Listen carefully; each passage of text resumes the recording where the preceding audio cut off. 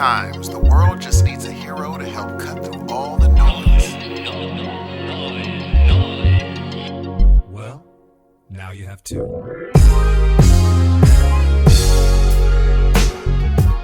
Good morning, good evening, and good afternoon. We are your friendly neighborhood heroes of noise, and I'm Steve. What's happening, everybody? My name is Dan. Along with my friend Steve, we are ready to amaze you with our podcasting stylings today. Welcome to the Heroes of Noise. It's a beautiful day. Let's begin. All right. Now, ladies and gentlemen, since we had a pregame show, we don't have to get into all the stuff we've been actually doing throughout the week. I know y'all enjoyed listening to that. We could just get right into the actual substance, and we begin that with our contact information. Ladies and gentlemen, peep this shit. My name is Dan Ramirez, and I'm here to tell you some information that you might be interested in. Would you like to reach the Heroes of Noise podcast and let us know what you think of this wonderful show? At least we think it's wonderful. Well, you can do so just like this. Our contact info is as follows. You can reach us by email at heroesofnoisepodcast@gmail.com. Ladies and gentlemen, that's heroesofnoisepodcast@gmail.com. You want Twitter? You want Twitter? We got Twitter for you. You think we're scared of Twitter? We're not afraid of Twitter. You can reach us at, right? They think they're, who the hell do they think we are? We ain't scared of nobody. You can reach our show at Heroes of Noise. That's right, at Heroes of Noise. On Twitter, you can reach myself at Dan Q Public. That's D-A-N, followed by a Q, followed by Public. You can also reach my friend Steve at s.e._Hudson Music. And that's how you do it. Maybe you like to hear your voice on the radio. Maybe that's your thing. Maybe radio's not even something you listen to anymore, but you want to experience that. Well, here's the way you're going to do that, ladies and gentlemen. Voicemail. That's how we do over here in the San Joaquin Valley at Heroes of Noise. And it's 559-492-9831. I'm not playing with you folks. 559-492-9831. Steve, I think I'm done with my announcements. Let's get busy. Here's the good point. Here's the good news for you. There has been an interesting week of entertainment news. And I have been totally and utterly entertained by it. I know you have a few stories. What stories you got for me, brother? You've been totally entertained by the week's This has been such a good week in entertainment news, dude. Yes. There have been some good things to talk about. I got a few things to talk about. I also have one that's not necessarily new news, but it's new to me. I can't It's wait. New to me. Yeah, I just stumbled across it, and I was like, no shit. So, you know what? I think since it's the older news, do you mind if I start with that one first? Handle it, brother. All right, Steve. So I'm going to ask you, I'm going to throw a name at you, and you tell me what that means to you, okay? Yes. Ralph Macchio. Karate Kid. Okay, great. So now I'm going to throw YouTube Red at you. Okay? You don't need to really process that, but go ahead and tell me what you think about YouTube First Red. thing I thought of was I'm tempted to get it because I hate ads. Yeah, I hate ads too, man. Oh, They're those kind of- YouTube. they're They're for the putting on birds. everything now. Every YouTube video now has that. Is it 30? Now, here's the thing. They tricked me into skipping 5. Before I'm like, oh, that's still 5 seconds. Now I'm like, ooh, yeah, I get to skip in 5. They got me. Well, I'm about to get you even more, and this is either going to sway you, Yes. or you're going to be like, what? Okay. Because I got more of the what reaction off of this here. A little bit of an older news. Let me see if I can find the date. This actually came out August 4th is what I'm reading here, and I read this on thehollywoodreporter.com as I was scouring the internet looking for little fun facts and tidbits, whatever a tidbit is. All right, Steve, you ready for this? Hit me. So this is the title of the article. Ralph Macchio and William Zabka talk with reporters about YouTube Red's upcoming 10-episode comedy series. This is regarding the Karate Kid. What? They are, yes, and it is going to be called, let's see here. Hours after the Hollywood Reporter exclusively broke news of YouTube Red's 10-episode Karate Kid straight-to-series sequel, Cobra Kai. It stars Ralph Macchio as Daniel and William Zabka as Johnny. They're actually bringing the roles back. They met the press after making a surprise appearance Friday, long time ago, at the Television Critics Association Summer Press Tour. So Macchio revealed that the concept for the series, which picks up 30 years after Daniel topped Johnny in the All Valley Karate Tournament, is relevant today and speaks to a new generation. All right, so check this out. Okay. Cobra Kai, again, the title of the series, which will debut in 2018, will explore Daniel as a father who is drawn back to the dojo when Johnny reopens Cobra Kai. Johnny befriends one of Daniel's kids, And that's how it connects that world into our rivalry world, Macchio said. There's a tremendous amount of heart and kick-ass action sequences in martial arts, but the inherent humor comes from the fact that these are two guys who are in their 50s and still have an axe to grind. It goes back to those places where you just can't let go, and you're still a teenager at heart, and yet balancing your adult life. It's like the rise of the Cobra Kai. It's the worst nightmare for someone like Daniel LaRusso. Steve, what do you think of this? I will watch it. I think I'll watch it too. Oh, well, I'm gonna watch that. I mean, it's that little last thing you got was, yeah, if the Cobra Kai came back, Ralph Macchio would freak out because now it's a brand new group of kids that are gonna be, oh yeah, dude, for sure. Because then Daniel could actually train the people that are gonna go against him. I mean, there's definitely something to be made of this here, but will they be able to pull it off? Because not Daniel LaRusso, but Ralph Macchio, he still looks pretty good. He looks great to me. I think he looks really good. I don't know. They're going to be able to pull it off only because we have a nostalgia and we have money to buy things now. So we're just going to buy it. Yeah, they're working completely off of nostalgia. Totally. Because there's a lot of people that when they hear, I mean, seriously, there's a whole generation now that when they hear Karate Kid, oh God, I hate to say this, they think of Will Smith's boy. What's his name? Jaden? Jaden, dude. Yeah, come on, man. Come on, man. This is not a pro Jaden Smith podcast. I'm going to tell you right now. No. If you came here for Jaden Smith praising, you just need to get the hell out of here right now because this is not the podcast for you. That is one of those, okay, like for me, Karate Kid, now mind you, it doesn't hold the place in my heart. I'm going to have a random one of like Teen Wolf. Teen Wolf holds a place in my heart that, or Ferris Bueller's Day Off. Those two movies were so different for me that I was just like, I've never seen anything like this.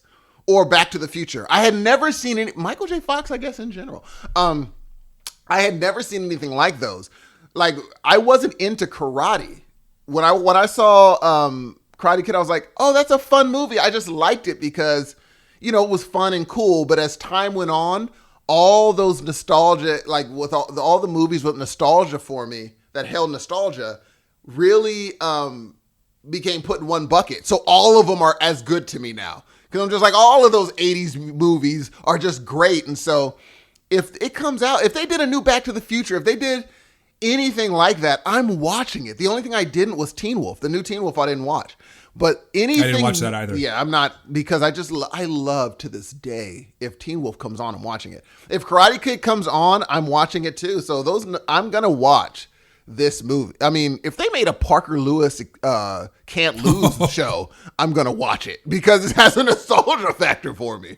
So what about Doogie Howser, the middle-aged Totally, I'd watch that. They could totally still do that too. Oh, dude, I mean, like he looks the same age. He looks great, dude. So I would totally watch that movie. All these movies I would watch. And so, yeah, I don't know if I'm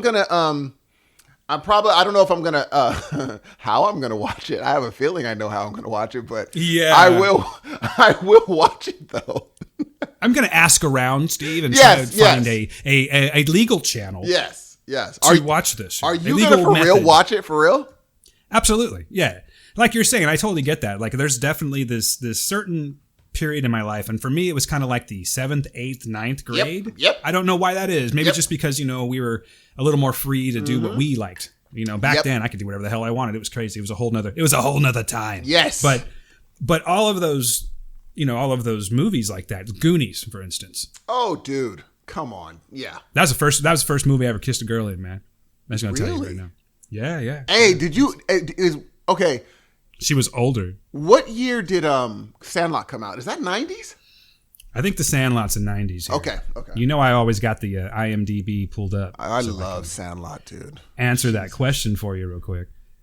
Oddly enough, that's one of my son's favorite movies, oddly. It's 1993, by the way. That's not that long ago.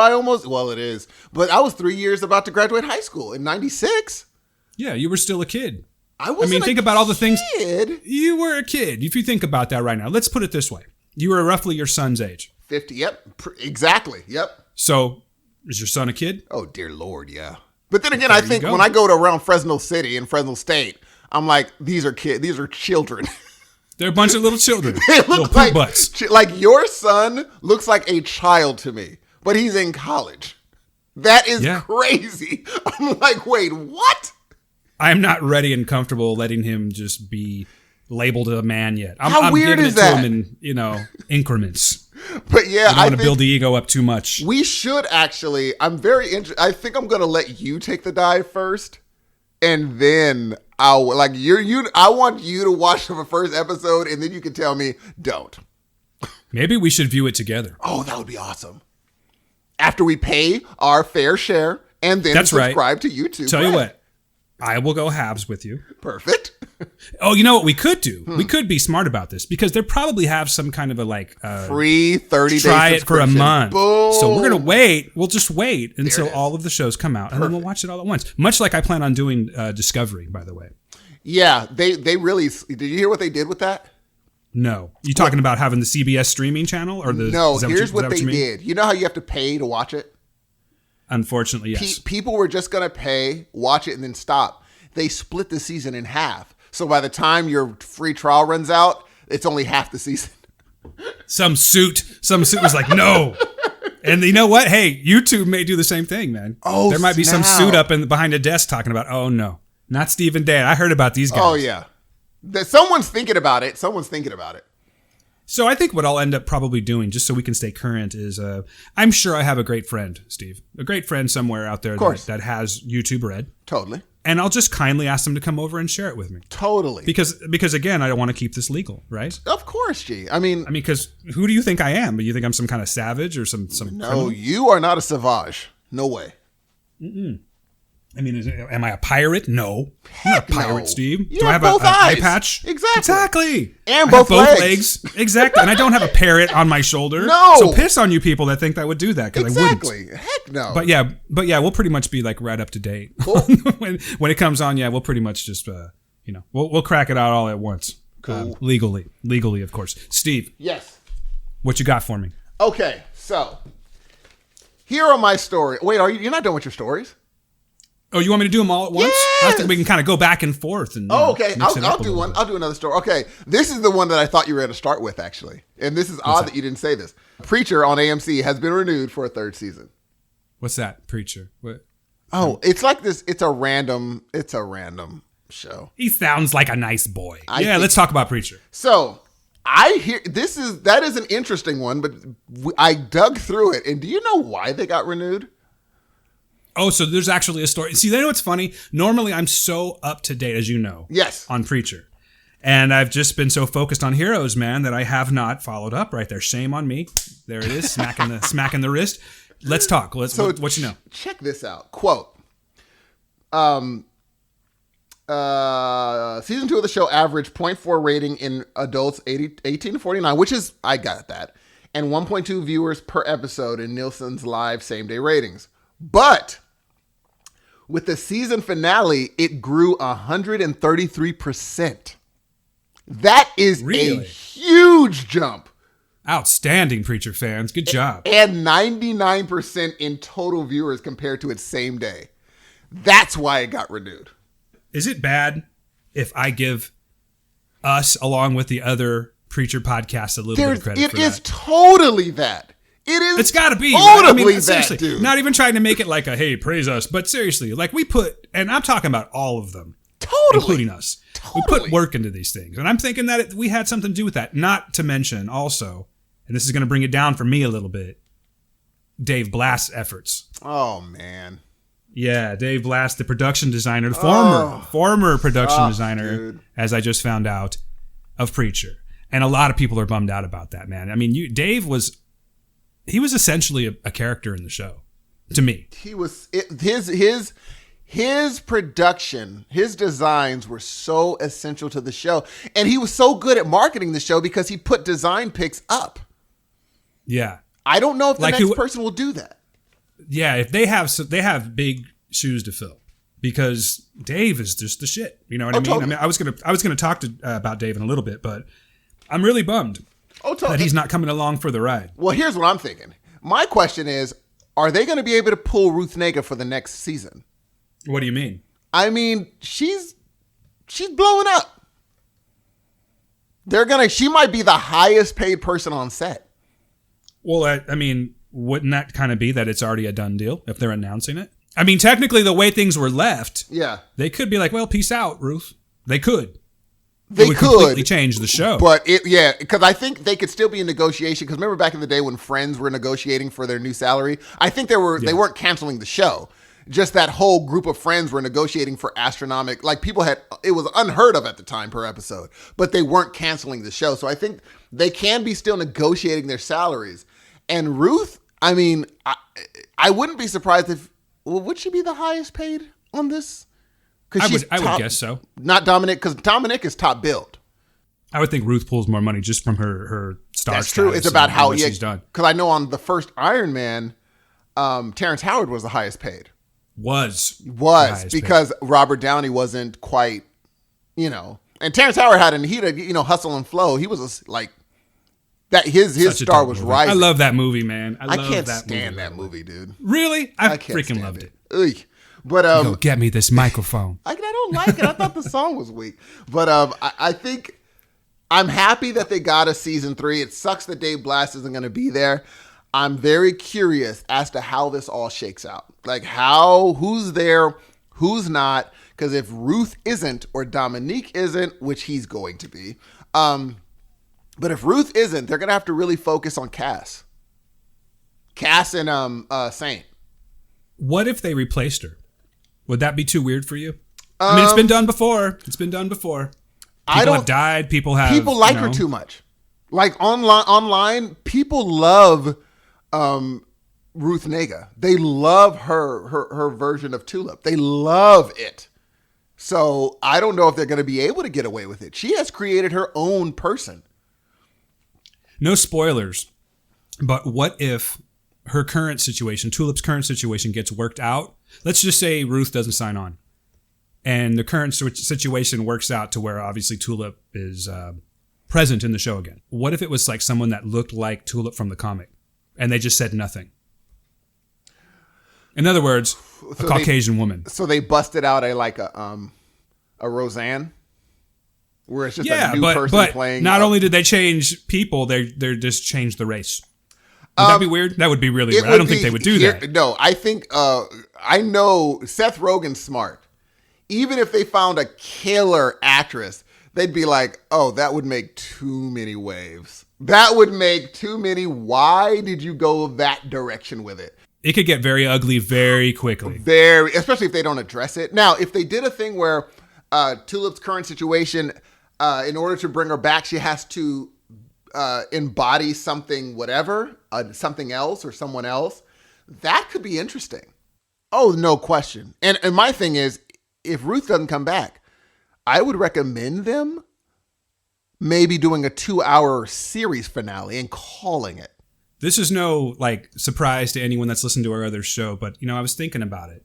When Ruth first started, I was not, and you as well. Neither was I.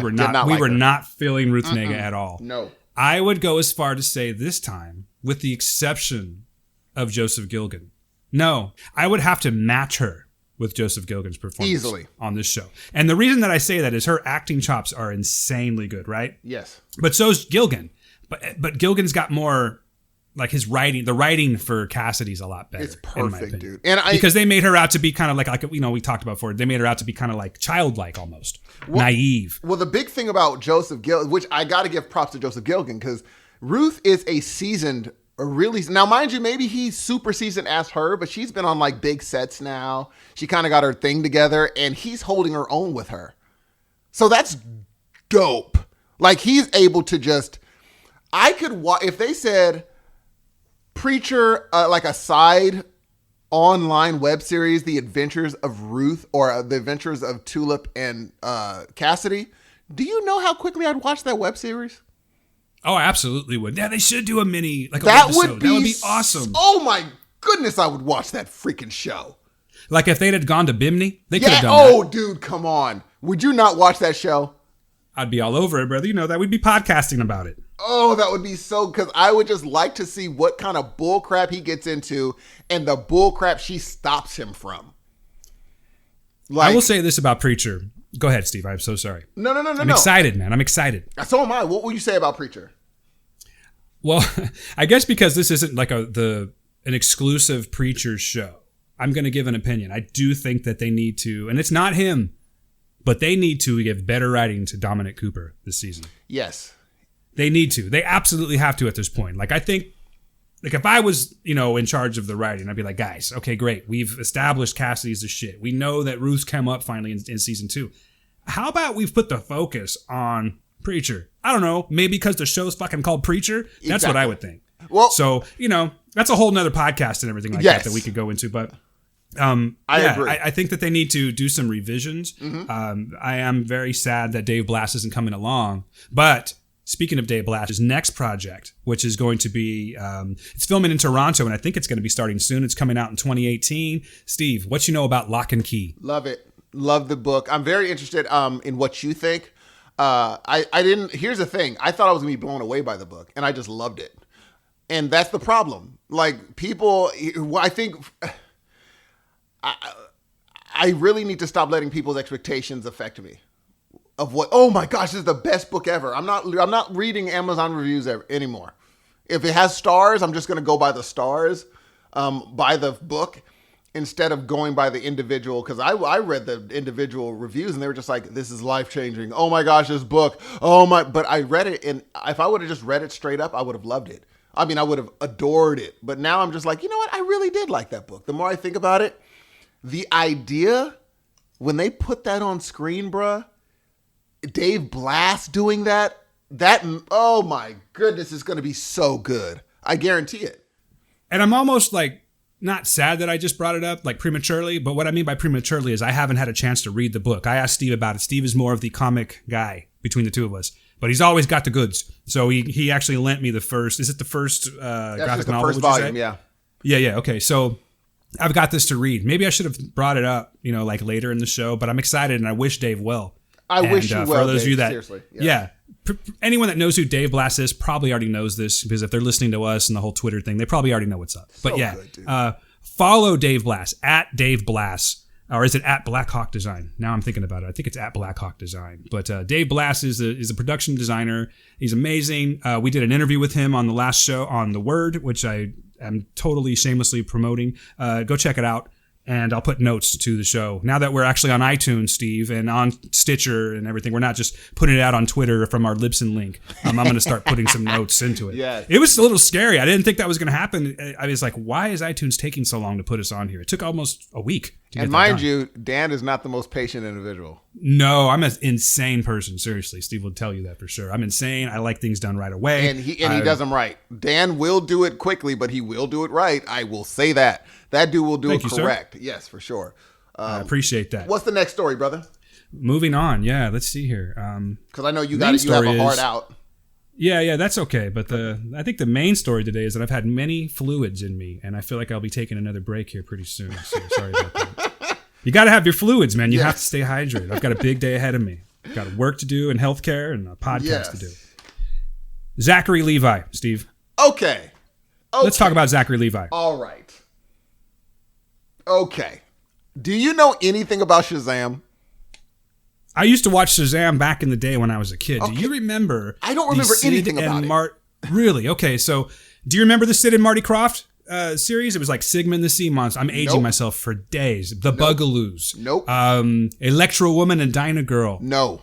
None of this? No. The Wonder Bug? What else do we have? Okay. The one that I know you've heard of is HR Puff and stuff. No.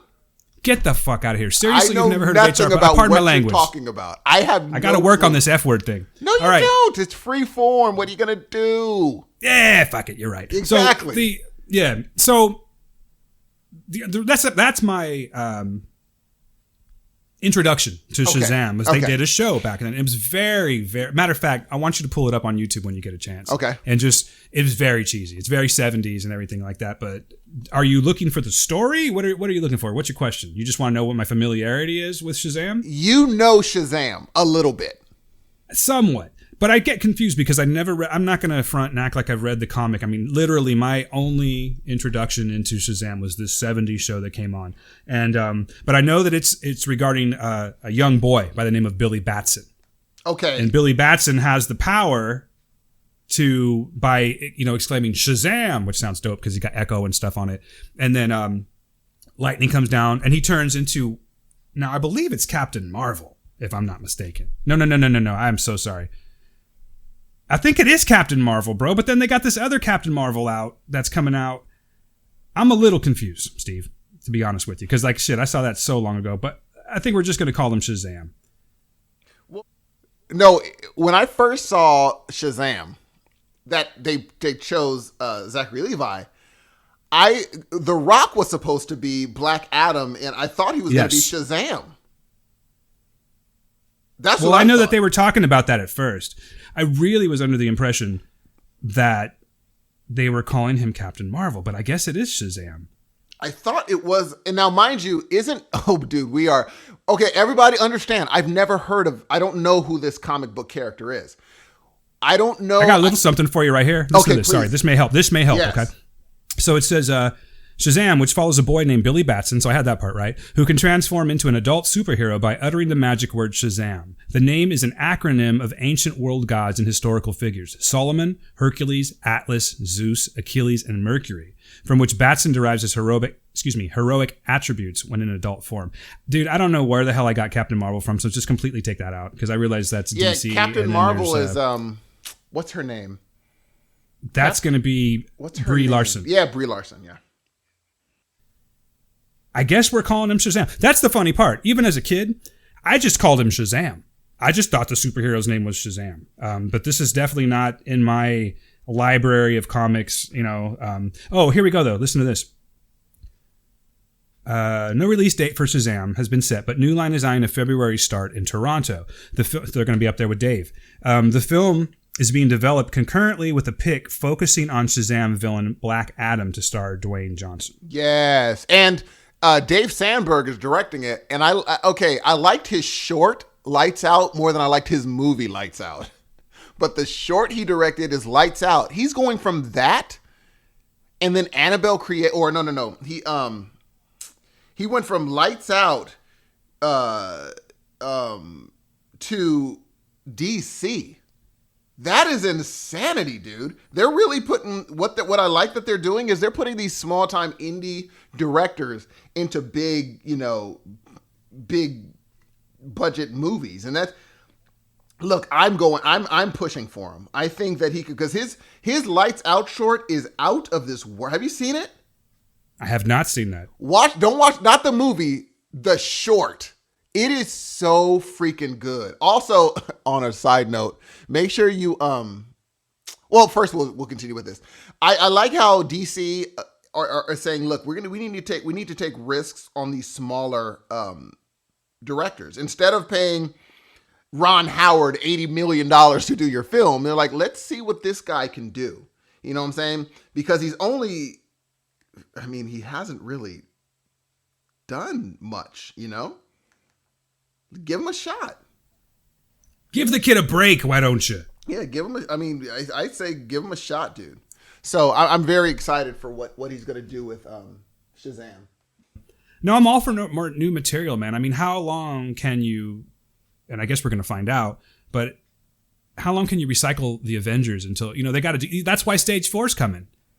They're going to do, that's where you're going to get the real Captain Marvel. And, they're going to go more towards like Guardians of the Galaxy and things like that. But I think that they've realized that some of these characters have ran their course. Yes. And I think they're saying, let's bring in, mind you, if I was Sandberg and I had done 2 feature films, Annabelle Creation and Lights Out, and then I get a DC film, I won. And I think he's going to bring some interesting stuff to this film. I really do. Well, let's just hope that he doesn't go the way of, I guess he's kind of made up for it now, but let's hope we don't get a Ryan Reynolds Green Lantern. You know what I mean? Where even like the people that were just like non-fans of Green Lantern. I actually have a story about that. You do? What's that? That they're redoing Green Lantern. Well, yeah. Of course they're going to. A matter of fact, I'm not entirely unconvinced that we're going to not see him in the Justice League movie. Really? Yeah, because, initially... Oh, no, he is. No, that's the story. He is going to be, but I'm shocked that you're not shocked by that. No, not really, because, I remember when they first started doing the advertisements for it, and it was Unite the Seven. But there's only 6 of them. Look at you. Look at this guy using his brain power and such. Steve, I applied my deductive reasoning to this, That and is I realized amazing. that I counted 1, 2, 3, 4, 5, 6, realizing that there was not a 7th member. That is pretty awesome. A plus B equals C, Steve, and I realized then we were amiss. We were amiss somebody. But so, how did you get that it was Green Lantern coming in? I don't know what's up with the voice.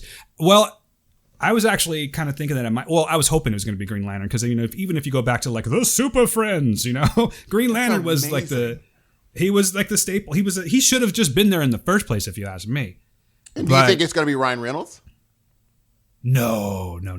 I'm hearing rumors of possibly Armie Hammer doing that, which would not be bad. I also heard back in the day that it was going to be Chris Pine, which would have been awesome. I love Chris Pine, but he's got his old Wonder Woman gig now. No, he's dead. I mean, spoiler alert. Jesus, man. Oh, no. I heard 2 people unsubscribe right now.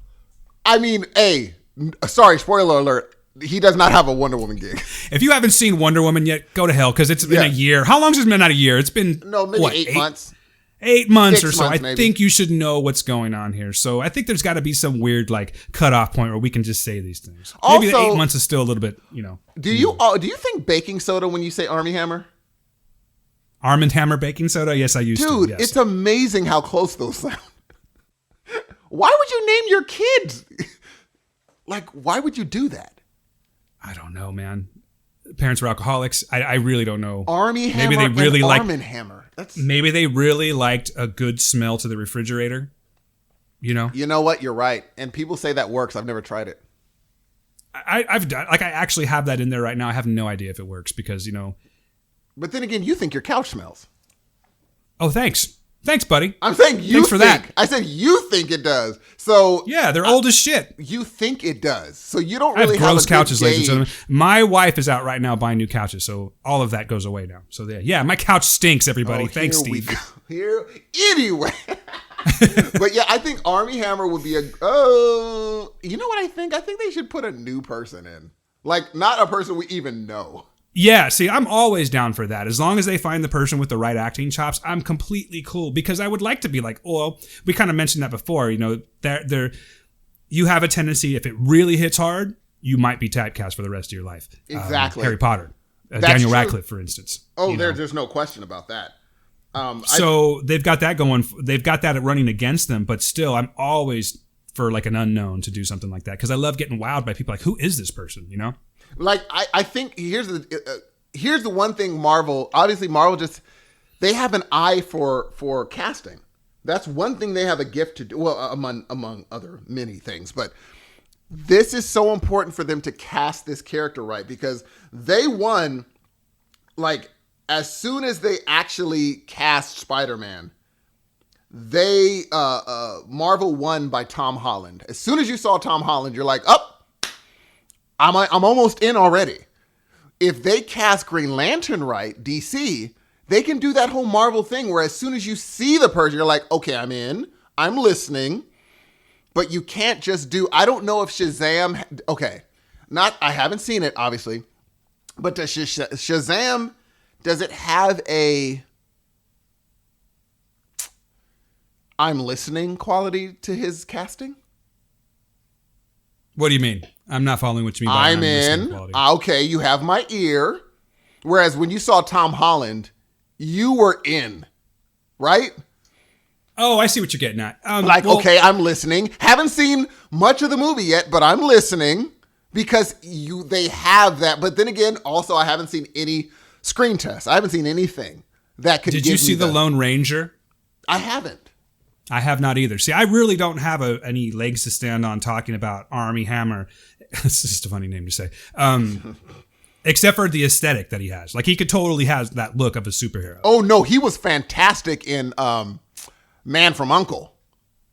He was fantastic, dude. That's right. He was great in that and movie.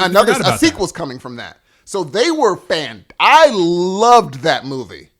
So there'll be two superheroes coming from that movie. What a great that was movie a great. That really was. I completely forgot about that. Yeah. So good, I forgot about it, Steve. Yeah, yeah, great. No, but it was. I watched it once, enjoyed the hell out of it. Though. And I have to watch that one. He again. was fantastic in the Facebook movie.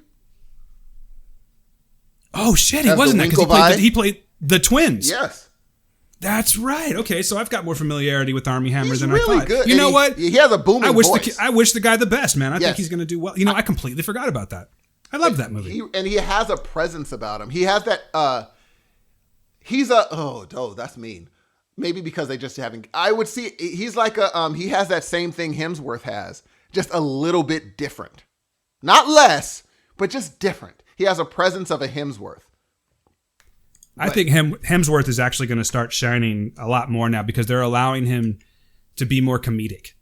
Oh, because you know what I mean? But that's all Taika. That's all Taika, the director. Is it Taika? How do you say his name? It's Taika Waititi. It's all because I remember seeing Taika Waititi's in Watch your mouth, sir. What We Do in the Shadows. That movie was incredible and hilarious. I love that. Have you seen What We Do in the Shadows? No, I have not. About the vampires, the documentary about vampires following them for a day or two. No. Oh my God, dude! Is it worth a watch? It's a handheld following vampires and as they wake up. It's so hilarious, G. I think it's on Netflix. Watch it because they're making a TV show out of it. So I'll have to peep it. Speaking of Hemsworth, I'm sorry, you're not done. You're not done. Go ahead. No. I was just saying, him doing Thor. Marvel was so smart because they're like, we need comedy in Thor. Who can do it? And Taika, I would not even pulled his name out of a hat, but he's so good. And I heard that it was just like the little clips I saw. I'm like, yep, that's what we were waiting for. We finally get, instead of having Hulk, because they could have gone two ways. They could have had Hulk be a mindless savage, but you can tell in this movie he's not. He's aware. You know what I'm saying?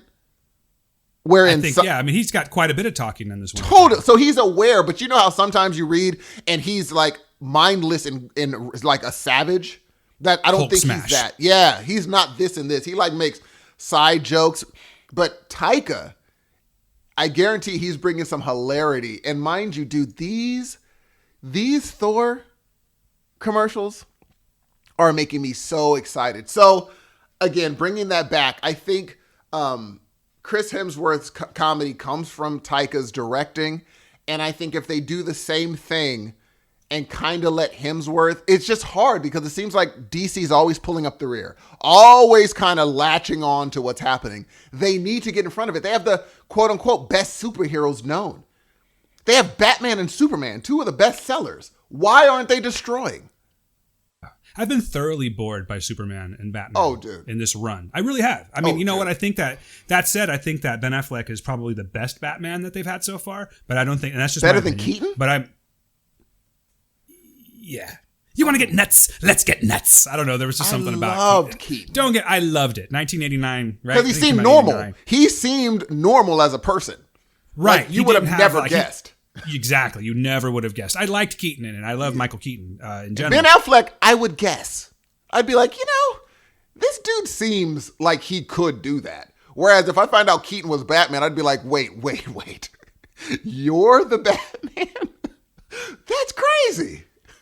To me, it just seems like they have the perfect Batman right now. Oh, he's just swimming against the current. He cannot get up to speed. Totally. Because of the writing. Just my opinion. But the one thing I have not been wowed by any of the movies except for Wonder Woman so far, as DC goes. But the good thing about having Ben Affleck is he's an obvious leader. He has the grizzle, he has the gray, so he can be the leader of the Justice League. And you believe it. Not Superman, but Batman. You'd be like, okay, he's the older, the smarter. He knows how to make sure that, okay, we can do this by doing this and be smarter than our adversaries.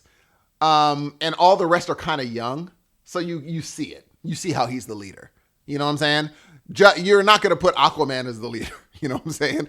It seems like he's the more grizzled character. So yeah, I'm excited to see it, man. I know you got to go so we could rush through the rest of these stories. Hey, real quick, did you know? Yeah, we'll just rush on this real quick. Thor Ragnarok, not even playing in America yet, North America. It's already destroyed. But it's destroying. It's like, what was it? I just had $108 million overseas. 99%. Already. Yeah, 99% on Rotten Tomatoes. And I'm going to tell you know what, and I don't buy into Rotten Tomatoes either. We were talking about how you just kind of want to you have you've got opinions that you want to make for yourself. Yes. I'm going to completely stay away from Rotten Tomatoes from now on, and I'm going to make my own decisions. That's you know, the hard thing is people that I think I'm going to try to do that too. It just sucks when people are like, when they review it bad, don't pay attention to the Rotten meter. But when directors see that the Rotten Tomato meter is good, hey, look at our Rotten Tomato. I'm like, okay, you can't use it both times. You have to either say we're done with it or we're good with it. And I think it can be, if you follow only the people that you trust, like if you see what they give it, go to the people that normally go to the reviewers that normally like your movies. You could just go straight to them and see what they gave what tomato rating they gave it. Then you can be like, okay, if they like it, I most likely will like it. I only follow a few people. Sounds fair. Yeah. So, all right. So what else you got, brother? What else do I have? Let's see here. I've got the Zapka. Got that all done. I got the Levi that I incredibly screwed up on here with the whole Marvel thing. You know what? This one is not really news, but this is something that caught my attention just this morning. Yes. And I'm actually curious what you would think about this. I don't know how you feel about this actor. Yeah. I like the actor a lot. I always have. And I'm even more curious about what I'm about to tell you. So, Jim Carrey. That's all I wanted to say. I wanted to see what the response was. I know where you're going with this. You do? Yes, I do. Okay, so I believe it's coming out next month. Mm-hmm. Are we still on the same page so far? No, we're not now. Okay, well, about 20 years ago, ladies and gentlemen, Jim Carrey started a movie called Man on the Moon, which was was a biopic. Yeah, it was a biopic. Yes. It was a biopic about the late Andy Kaufman. It was. And you want to learn about Andy Kaufman, that's a whole nother podcast because I'm running out of time. Okay. However, so apparently Jim Carrey, you know, he's one of those method actors, much like how, oh gosh, Dan, why'd I have to go down there? Heath Ledger is what I was looking for. Yes. Embodied the Joker the entire time that he was there. Or even Daniel Day-Lewis. Yeah, I was trying to avoid that, but yes, exactly. But Daniel Day-Lewis in Lincoln, for instance, yes. You know, they became the character for the entire time. Apparently, and I was not aware of this, the first I heard of it, and I just found out about this about half an hour before we started recording. There is a Netflix documentary coming out called Jim and Andy, The Great Beyond. And it's 20 years old, all of the footage, but it's basically what Jim Carrey put the filming crew through, becoming Andy Kaufman the entire time. Oh, I can't wait. I am so excited to see this one. I cannot wait to watch this. Watch that trailer and text me later to tell me what you think, because I think it looks freaking incredible, dude. Like, I cannot wait to watch this movie. Done. So I'm very excited about that. I know that he takes a lot of, like, I see him running around like Tony Clifton in the preview. Oh boy. In the trailer, rather. This is gonna be fun. mean, they were saying something about how they were going to get sued for mental stress. Like, he put, from what I can see in this trailer, he put that film crew through hell. So I'm super excited to see where this goes, you know, because I've always I don't know if you're a big Jim Carrey fan, but I've always liked Jim Carrey. I'm not saying everything that he's been in has been fantastic to me, but I like that. Oh, he's always someone that'll stick out to me. So very excited about this. Gonna leave it at that. Check it out and let me know what you think. Also, related, one of the stories I have related to Jim Carrey, they are doing a new Ace Ventura. Really? Yes, they are. Now, see, that I'm not so hyped about. Dang, you said it's so exciting. Oh, really? Oh, well, that I'm not excited at all about. Next question. Nice. No. I'm not saying I'm just dismissing it. Yes. But I would not. I mean, you know what? It kind of makes sense. It makes sense. It's time. And they're trying to get him to do it, so. Well, I would hope so. Yeah, he's the only one.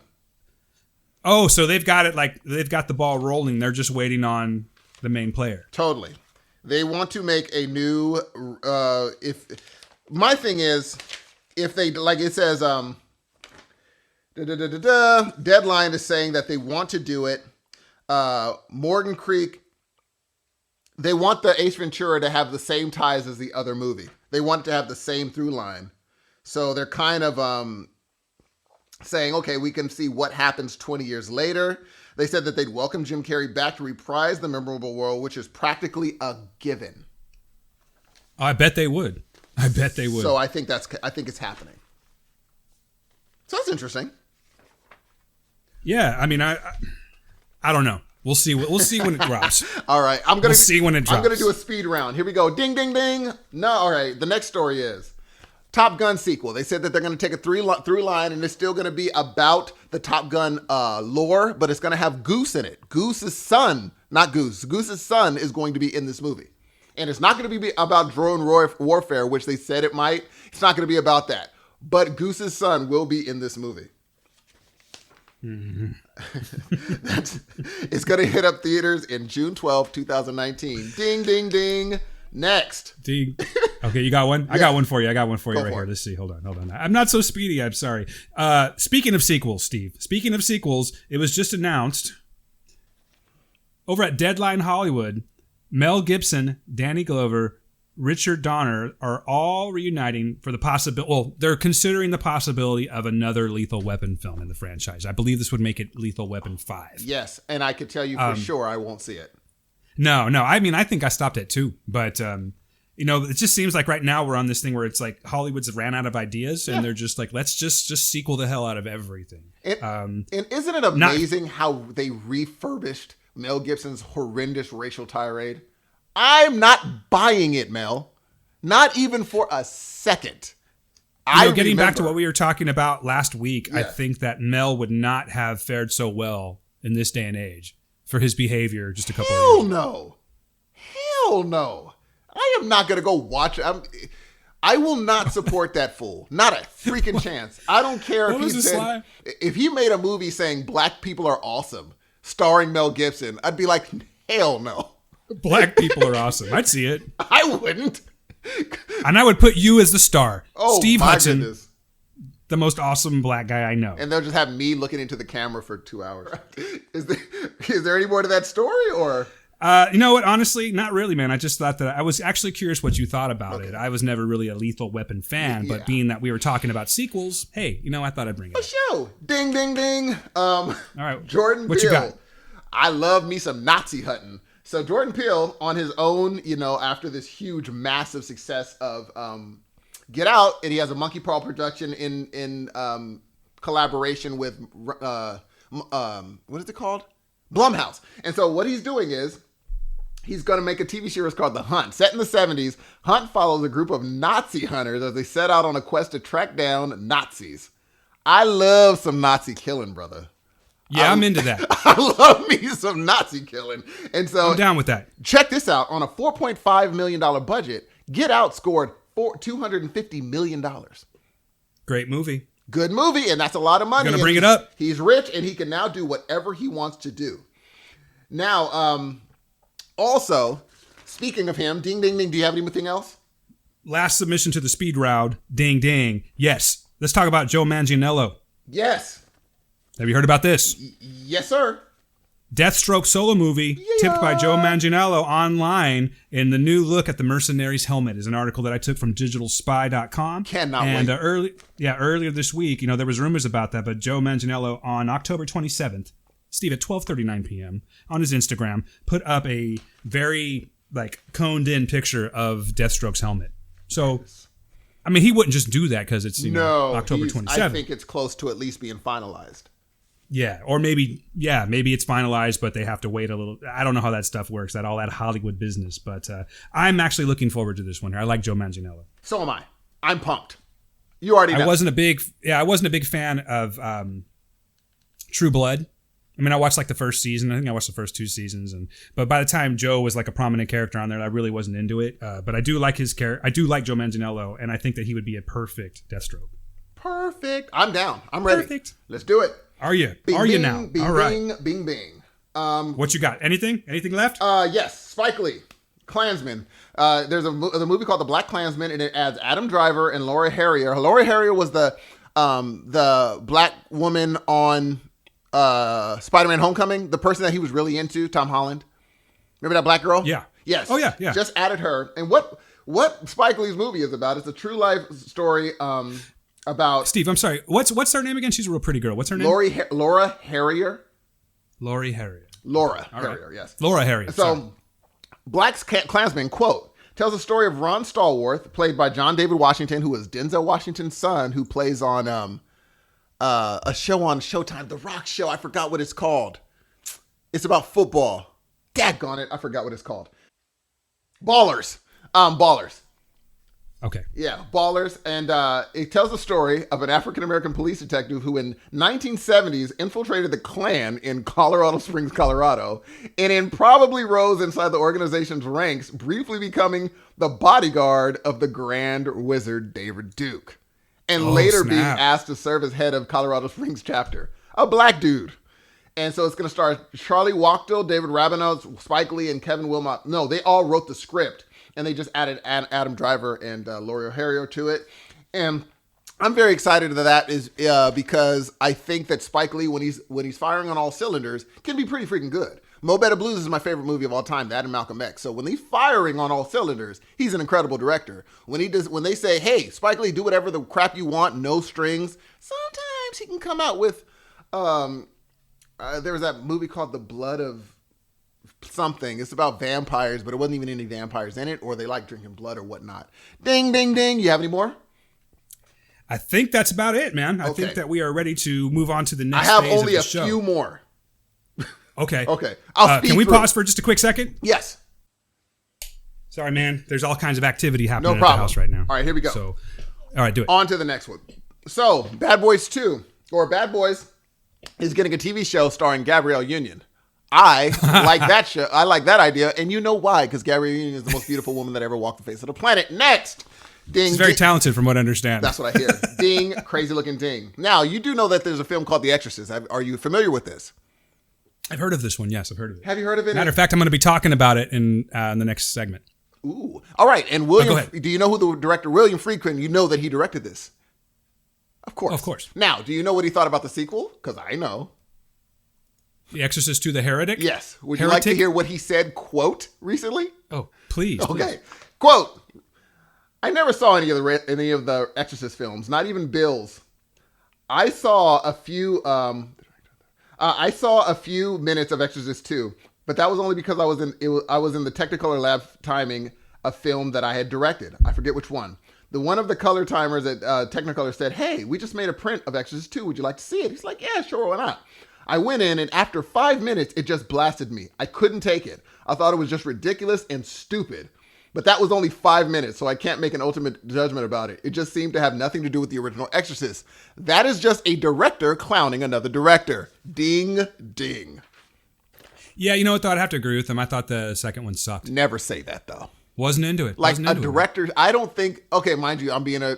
You think he faux pas? I really don't think you should clown another director like that. Just let him do his thing and just let it go. But saying it was just stupid, it's just like me doing an album, having an amazing album, a classic album, and someone else is like, oh, let me redo one of your songs. They do it, and I'm like, it's just terrible. It would be like us talking shit on another podcast. Bingo! Why even? I don't see the point of it. But anyway, you know who Rose Mcgowan is, and you know that she was in Grindhouse, right? Oh, I've heard of Rose Mcgowan lately. Yes, yeah. I know Rose Mcgowan very well. Now, do you know so Robert Rodriguez recently was interviewed, and he told why he actually casted her in Grindhouse. Quote, I heard about this. Go ahead. You did? Please do, though, but maybe the other people haven't. All right, well, you know that pretty much Harvey Weinstein sexually, he was, what would you say? I want to make it. Well, to me, it seems like on a very simplistic level, he definitely put up some barricades for her if she did not. Yes. He was accused of sexual misconduct with Rose Mcgowan. Rose McGowan called it out. Needs. Yes, totally. So, Robert Rodriguez said, incensed at what I heard regarding Harvey Weinstein, I told Rose that she will not be blacklisted from my movies, and that Harvey couldn't tell me who to cast. The reason was that Harvey didn't work on my movies. I made all my movies those years for Dimension and Bob Weinstein. So I explained that if I cast her in my next film, Harvey couldn't suddenly tell me no, because my first question would be, oh, really? Why can't I cast her? And I'm sure he would not want to tell me why, unquote. Now, here's my issue. Why didn't you say something about what he was doing then, bruh? If you knew that this was in fact happening, why didn't you go out there and make it public? Hey, man, am I correct to say that they were seeing each other at that time? Robert Rodriguez and, oh my God, I just blanked on her name. Rose McGowan? Yeah. I didn't, I don't see anything. From what I understand, I think that used to be a thing. Really? Yeah. So, again, correct me if I'm wrong, ladies and gentlemen, but I'm pretty sure because I did read the article. Read some of the same content. I know she dated Marilyn Manson. I didn't know Robert Rodriguez. I thought so, man. I don't want to go off on a tangent and it comes up fruitless, but well, we will. Sure. Oh, and another. I'm sorry. Let me make sure that I get this out. One of our wonderful listeners actually corrected me from something I said last week about the money made by the actors in The Walking Dead. So. Oh yes. Talk about that. I want to correct this. I said mistakenly that the money was made at a different time. So what he did was he corrected me. He said, on The Walking Dead, Rita's and Lincoln's increase went into effect starting of season 7 at $500,000 and this season at $600,000. And that was given by a brother named Seth. I won't give all your information out, but Seth, thank you for correcting me. So that was a correction from last week. Let me put a quote. Last year, for the 7th season of the show, however, Andrew and Norman, who plays Daryl Dixon, have managed to negotiate a pay raise. Uprocks continued late last year. The series did not finally at least acknowledge through salary increases.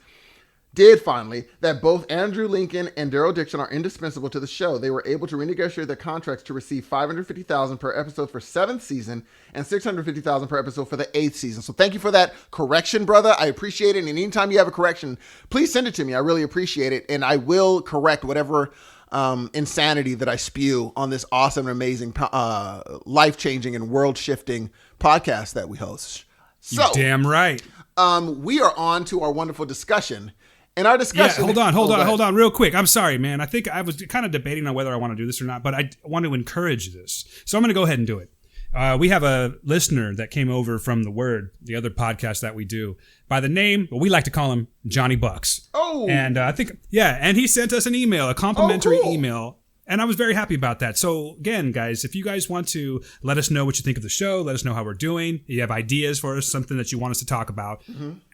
Heroes of Noise email would be the way to do that quickest. And you can just go heroesofnoisepodcast@gmail.com, which is not what Johnny Bucks did because he sent it to the Word one. But now he's woke now, so we can go ahead and do this. Let me tell you what the letter said, my friend. Oh, Johnny Bucks, by the way, is from the UK, so I love how he starts this off. He says, "Hello, chaps. Come on. That was... go on, then. That was... He's probably like, you assholes, I'm done." He goes, "Hello, chaps. That was so weird. Wouldn't that be a dick thing if I just read it in this really bad British accent the whole time? Terrible. I won't do that to you, Johnny Bucks. I won't do it." But he says, "That was so weird. I was just wondering when you guys were going to put out the new show. I'll be honest. I've missed you. There, I said it. So what?" And then... I happened to refresh my podcast feed and boom, it appears. Literally 30 seconds after I had the thought. Freaky as fuck. Promptly listened and really enjoyed it. It was great to hear about your recent viewings. I have since watched the first episode of Big Mouth and loved it. I knew you would. I knew anyone would that watches that show. Your discussion on the ethics of how to deal with the art of the disgraced was fascinating. Thanks, man. As I'm sure you're aware, we've had several high-profile cases here in the UK. The previous works of most of those offenders have been expunged from the media. Those songs aren't played or shows repeated. That's kind of like the main reason that I wanted to bring that up, Steve, is that they're handling it a little bit different than how we would handle that. As far as suggestions for your future episodes, I'd like to hear your thoughts on Rick and Morty. Oh, we haven't even talked about Rick and Morty, man. Ooh. Thor Ragnarok, Star Trek Discovery, and of course, Stranger Things 2. Great to have you back on the air. Peace out, Johnny Bucks. Ladies and gentlemen. I got a feeling that's a name you're going to hear a lot of here because he's a friend of the show. Because he's a G. And you'd like to be friends of the show? Write us, please. Now, Steve, I'm sorry. Go right ahead. Do you have to leave? You have a hard out at 2 or 2:15? I think I can rock 2:30. All right, so here's what we're going to do. I'm going to make it real quick. Johnny Bucks, I think we said something about Thor Ragnarok, how I was pumped about it. Dude, I'm about to break your heart. I've watched 2 episodes of Stranger Things. It's okay.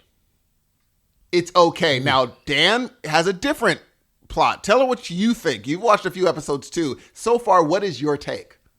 Well, I had to watch Stranger Things too. I had to at least have something to say about it. You gave me Plus, homework. I've been waiting a long time for this show, man. I love Stranger Things. And I am now on episode 5. Mm-hmm. So I can kind of see what you're talking about in episodes 1 and 2. It did take a little bit longer to get going. I think that the initial, like, you know, it's back, and you're so used to, like, I'm trying to give like a good example. Anytime you have like an awesome movie or a show and they put out a sequel, it's already got that to work against. You're already comparing it to that there. You know what I'm saying? Mm-hmm. That said, as the series is going on, I'm actually really starting to like it. I liked it. I liked everyone that I've seen so far. Okay. But I think that it's darker, for sure. It's darker. Yes. And maybe even a little bit scarier, quote unquote scarier. I like where we're going here. I think there's only, what is there, 8 episodes in this one as well?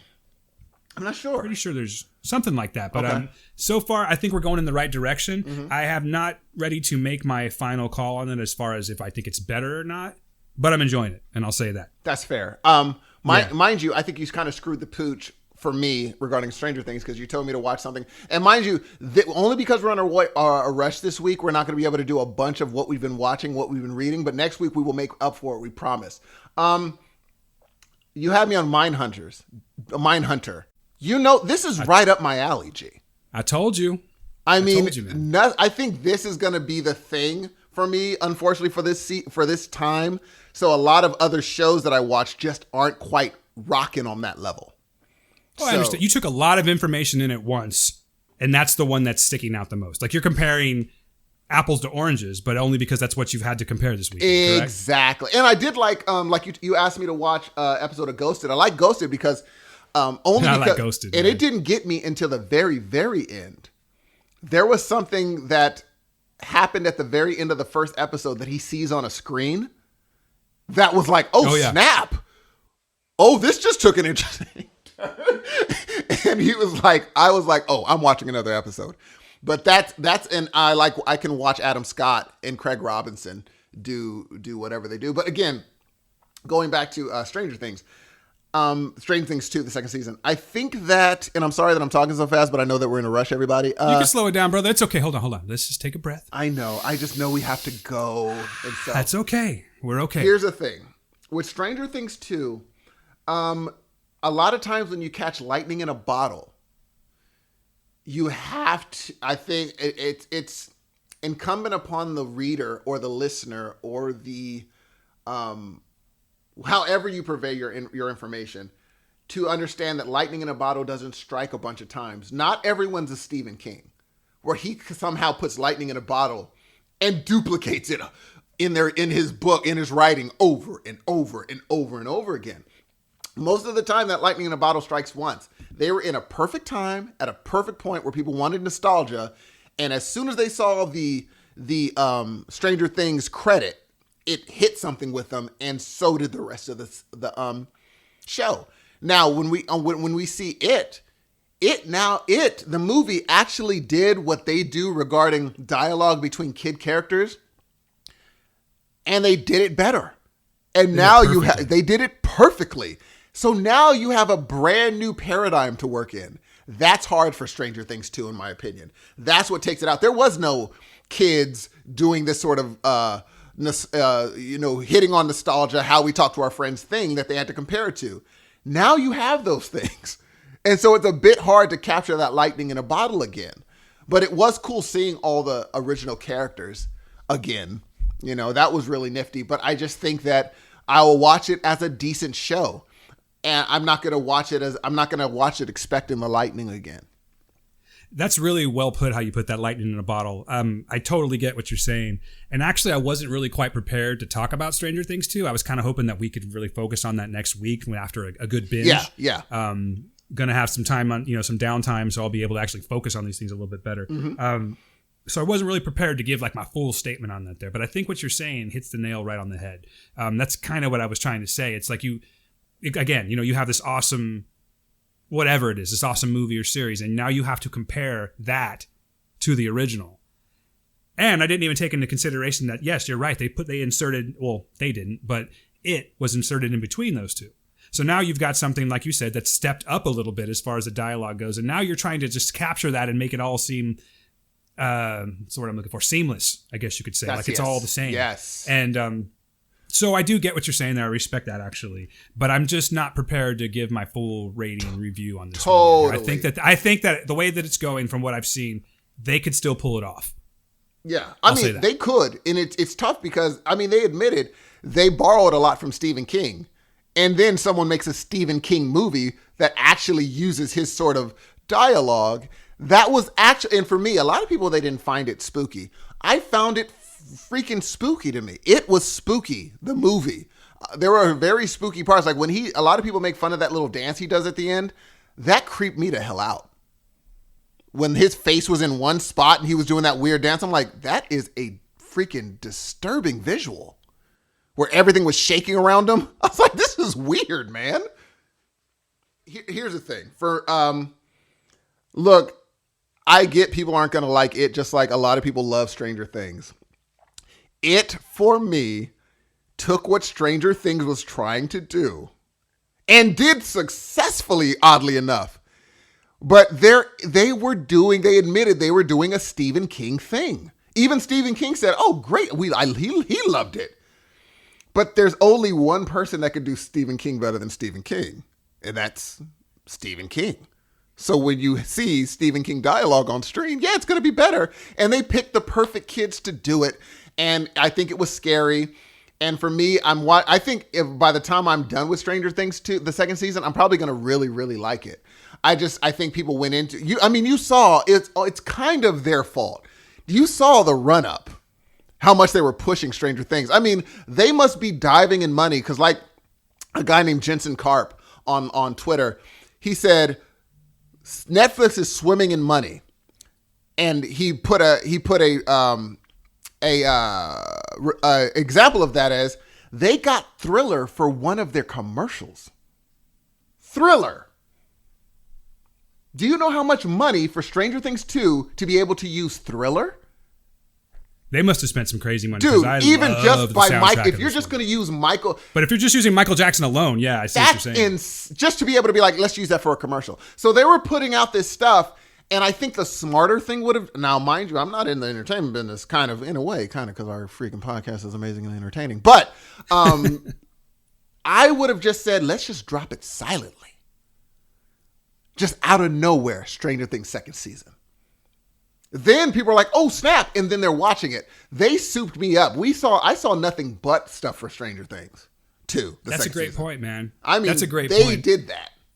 Hype can ruin things. Oh, dude. Really, it can bury some things. If you're really, really built up for something like that and then they just smash it into the ground, not that they did that with Stranger Things, but you better come correct if you're hyping something the way that they've been hyping this. And they might. I'm going to watch the whole season, which is why if someone would have told me, oh, Mindhunter is the best thing I've ever seen in my life, maybe I wouldn't be liking it as much right now.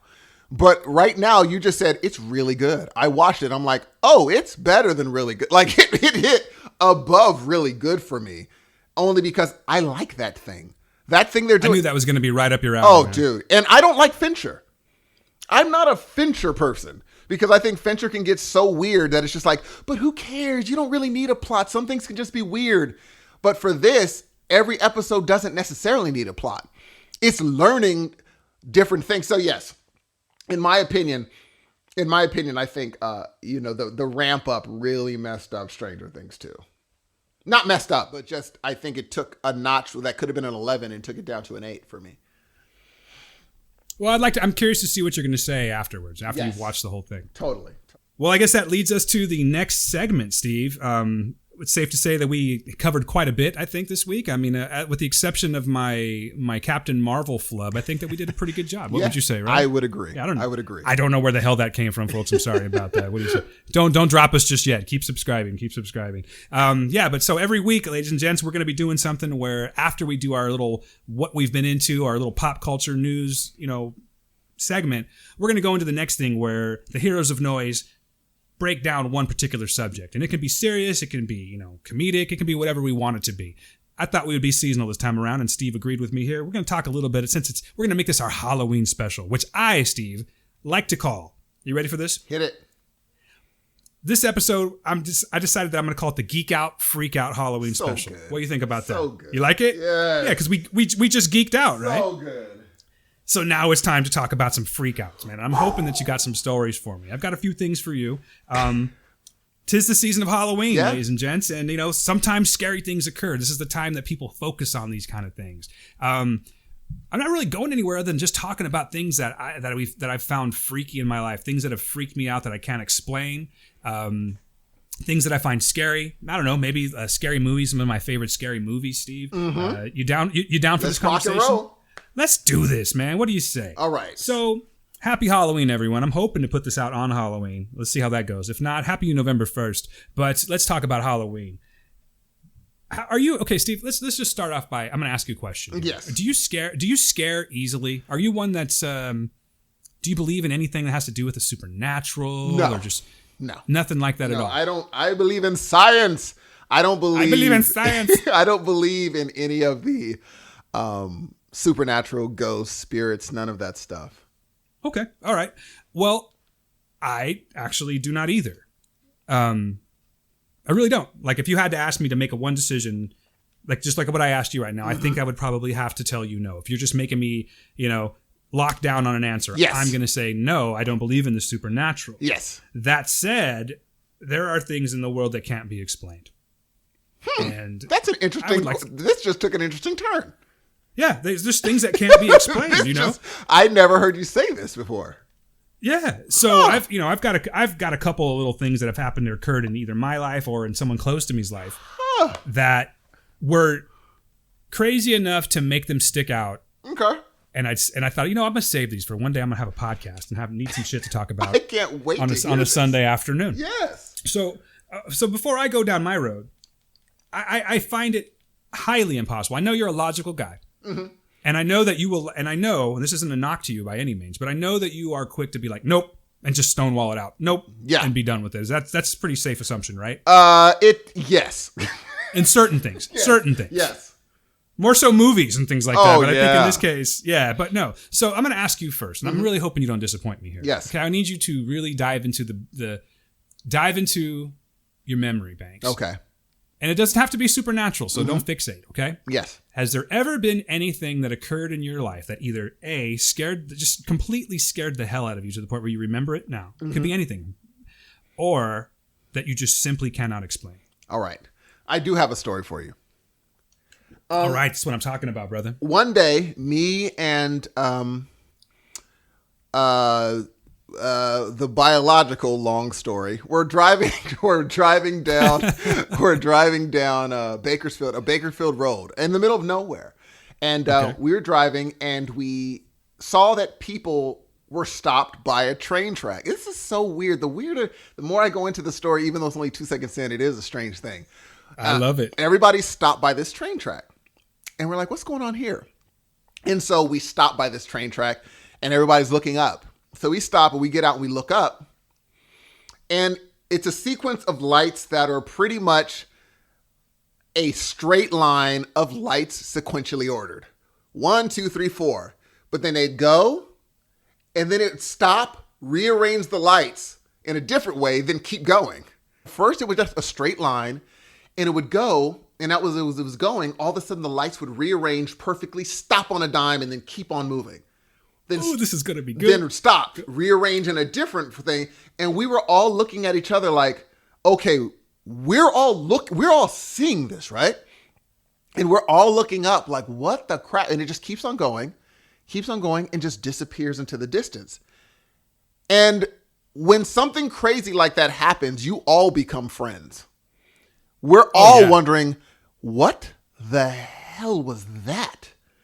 And obviously, I remember the grown men saying, it was probably a fill in the blank. Why? Because your brain has to quickly say, that didn't happen. It was a weather balloon. Bingo. Your brain now has to make sense of what you just saw because everything that it's ever experienced does not line up with what you just saw. So your brain is saying, nope. It must be this thing because otherwise there is something unexplainable and your brain does not like that. It has to be explained. Or you can just pick up religion and say, let me just put this into that box of things I don't have to explain. Perfect. It was just a religious thing. But this was a situation of the whole ride home. You're now wondering, what the crap was that? And to this day, I do not know what that was. I mean, It baffles me to this day. I mean, what in the world were we looking up at? And more importantly, what was looking down at us? You said this was in Bakersfield, right? Bakersfield, California. Oh, I don't want to interrupt you, so please. But when you're done, I think I got chills. Let's just say that. Really? Yes. And it was it was the wildest thing I mean, again, to this day, when people are like, when people look at other people crazy saying they saw whatever they saw, I'm like, it's not crazy. It's not crazy to me. I don't know what it is. Just like Neil deGrasse Tyson said, he's like, what we got to understand is UFO is an unidentified flying object. So when someone's like, oh, I saw an alien UFO, they're like, right off the bat, you can't say that because it was unidentified. So you don't know what it is. However, it was unidentified. And so that by itself should be like, what the heck was that? But it was so perfect. I had never seen something fly so perfectly with lights. And they're like, oh, it could have been a bunch of different planes. I'm like, no plane stops on a dime next to wherever it's moving. You can't go forward and perfectly realign itself while going forward and then stop and keep on going forward. So I don't know what I saw. The lights, The lights that you're speaking of, were they, if you can just briefly describe, were they like orbs? Did they look like they were all connected to one thing? It looked like it could have been, if someone was like, there was a thing without lights that were tethering them together, that would make sense because they were perfect. Dude, I'm going to send you a video after this. Yes, please do. Okay, all right. It was insanity. And I know that I guarantee there are people around the world or people around the state or wherever that left that day and remember that night in Bakersfield for sure. Check this out. Yes. I believe it was March of 2015. Oh, snap. Yeah, March of 2015. Now, I'm going to start off by saying that I've never seen anything like this since. Mm-hmm. Okay? Well, that's not true. YouTube's actually kind of full of this, which freaks me out even more. But the fact that you mentioned Bakersfield, I was driving on the way to, me and my friend Mike were actually going to WonderCon in Anaheim. Yeah. So I was on the, I guess it's the 5, passing by Los Angeles or whatever that freeway is that's right by Los Angeles right there. Yeah. And so we're driving and we're just having a conversation. It's like probably, 8 o'clock at night. It's dark. And I just, he's talking and I'm always driving. So this was one of those rare chances that I could actually sit and look and watch the scenery and not have to be focusing on the traffic so much. And so in mid-sentence, I don't remember what I was talking about. Mid-sentence, I look over to my right, Steve, and I see a series of lights. Holy crap. That are kind of, from what you're saying and what I'm picturing, pretty much identical to what you're talking about. Holy crap. The way that these worked was that I saw like 3 of them, and it looked like, it's almost like if you're looking at like a football stadium and you see the lights that are, above the stadium. That's what, yep. Okay, but these lights, that's what I thought I was looking at first, and I went, okay, well, but why are they were like a snake. They were like a squiggly line, mm-hmm. A straight line that was somewhat squiggly, if that makes any sense. Okay. And I saw maybe 5 or 6 of them. And then suddenly I saw 7. And then a little bit further distance, 8. Yeah. And then 9 and so on. And I ended up getting to 12. Dang. And the reason that I was able to count like this is because, the LA freeway sucks sometimes. So we actually had some time to be somewhat stopped or at least slow rolling. And I'm like, Mike, check this out. And we wanted to pull over so badly, but we just couldn't. It was impossible on the freeway like that. But he had to end up turning his attention back to driving. So honestly, I'm willing to bet that if I brought this up to Mike right now, he probably wouldn't remember it because to me, it was the freakiest thing. What the hell was I looking at? And like you're saying, they were kind of like, well, in my situation, they were sort of very slowly, lowering and rising, not in any particular order. They never left the area of space that they were in outside of going lower and higher, exactly. Lower and higher. Yeah. But they didn't go anywhere. And I'm like, dude, those are fucking UFOs right there. I said, I have I have nothing to compare this to. Exactly. I think I'm actually, for the first time in my life, seen a UFO, something I would call a UFO. Dude. It freaked me out. Dude, I have like chills on my arms right now because it was just so crazy. I can't explain it. But here's the crazier part is that it stuck in my head, obviously. When we got to the hotel in Anaheim, I pulled it up on YouTube. I'm like, lights in the sky, Los Angeles, seeing if someone else had like filmed this, right? And they had. But here's the deal, dude. It wasn't from that night. There was a note. There was something I remember seeing on, like, I think it was like Yahoo, and it did say that some lights were seen over the Los Angeles area. But going onto YouTube, dude, those lights that you're talking about, there's tons of videos on this here, and everyone's like, what the hell is that? No one knows what this is. Dude, that's what I'm like. For me, I came to a point. I'm gonna put a link. You got to text me the link, and also we might want to tweet it out. I'm gonna put it into the show. Yeah, there we go. Because I still to this day I don't understand, and that's why it's so interesting. Like right when you said, "Do you have any stories?" And I was like, oh, I don't have any ghost stories. And you're like, of unexplained. And immediately my brain was like, yes, you do. Yes, you do. And I'm like, oh, snap. It had to go back into that barrel of, we have to go back there. Got to take it out, brother. I'm hoping that, actually, I hope no one can shed light on this here. Like, I'm hoping that it really was something that was like, quote unquote, supernatural or extraterrestrial. You know what I mean? Because I'm going to be disappointed if it's like, oh, no, what that is every March... You know, every March they string these lights up so they can blah, blah, blah. And do their work in the streets. I'm really hoping it's not that. And I know for a fact that it wasn't that, dude. There's no way that the lights were moving that way, that there would be a need for them to go up and down. It was, you know what I'm saying? Oh, totally, dude. So I'm gonna find the best video representation I can find, and I will put that into the notes so people can see what I was referring to. And hopefully it's the same thing you were referring to. Oh, totally. That's crazy. Now, that's very crazy. I have a question for you, Dan. What's up? Do you have any ghost stories? Okay, well, first of all, let me say regarding the lights, I am not objective to the idea that extraterrestrial life exists. I think that it would be very ignorant on my part to say, oh, no, because I don't know. I can't even get out of Fresno. You know what I mean? Yes. So what the hell am I going to say about the rest of the universe? Oh, totally, dude. That one there, I'm pretty convinced was, like, if I had to put some money on it and I was guaranteed an answer, I would bet that those were extraterrestrial life. That was an extraterrestrial. I will say that. And now that scares me only because I just watched a movie called Life, and it makes me never want to interact with extraterrestrials again. Oh, Life. Don't get me started on Life, dude. That was a... crap, dude. That little scary thing chasing after me would not be Holy crap.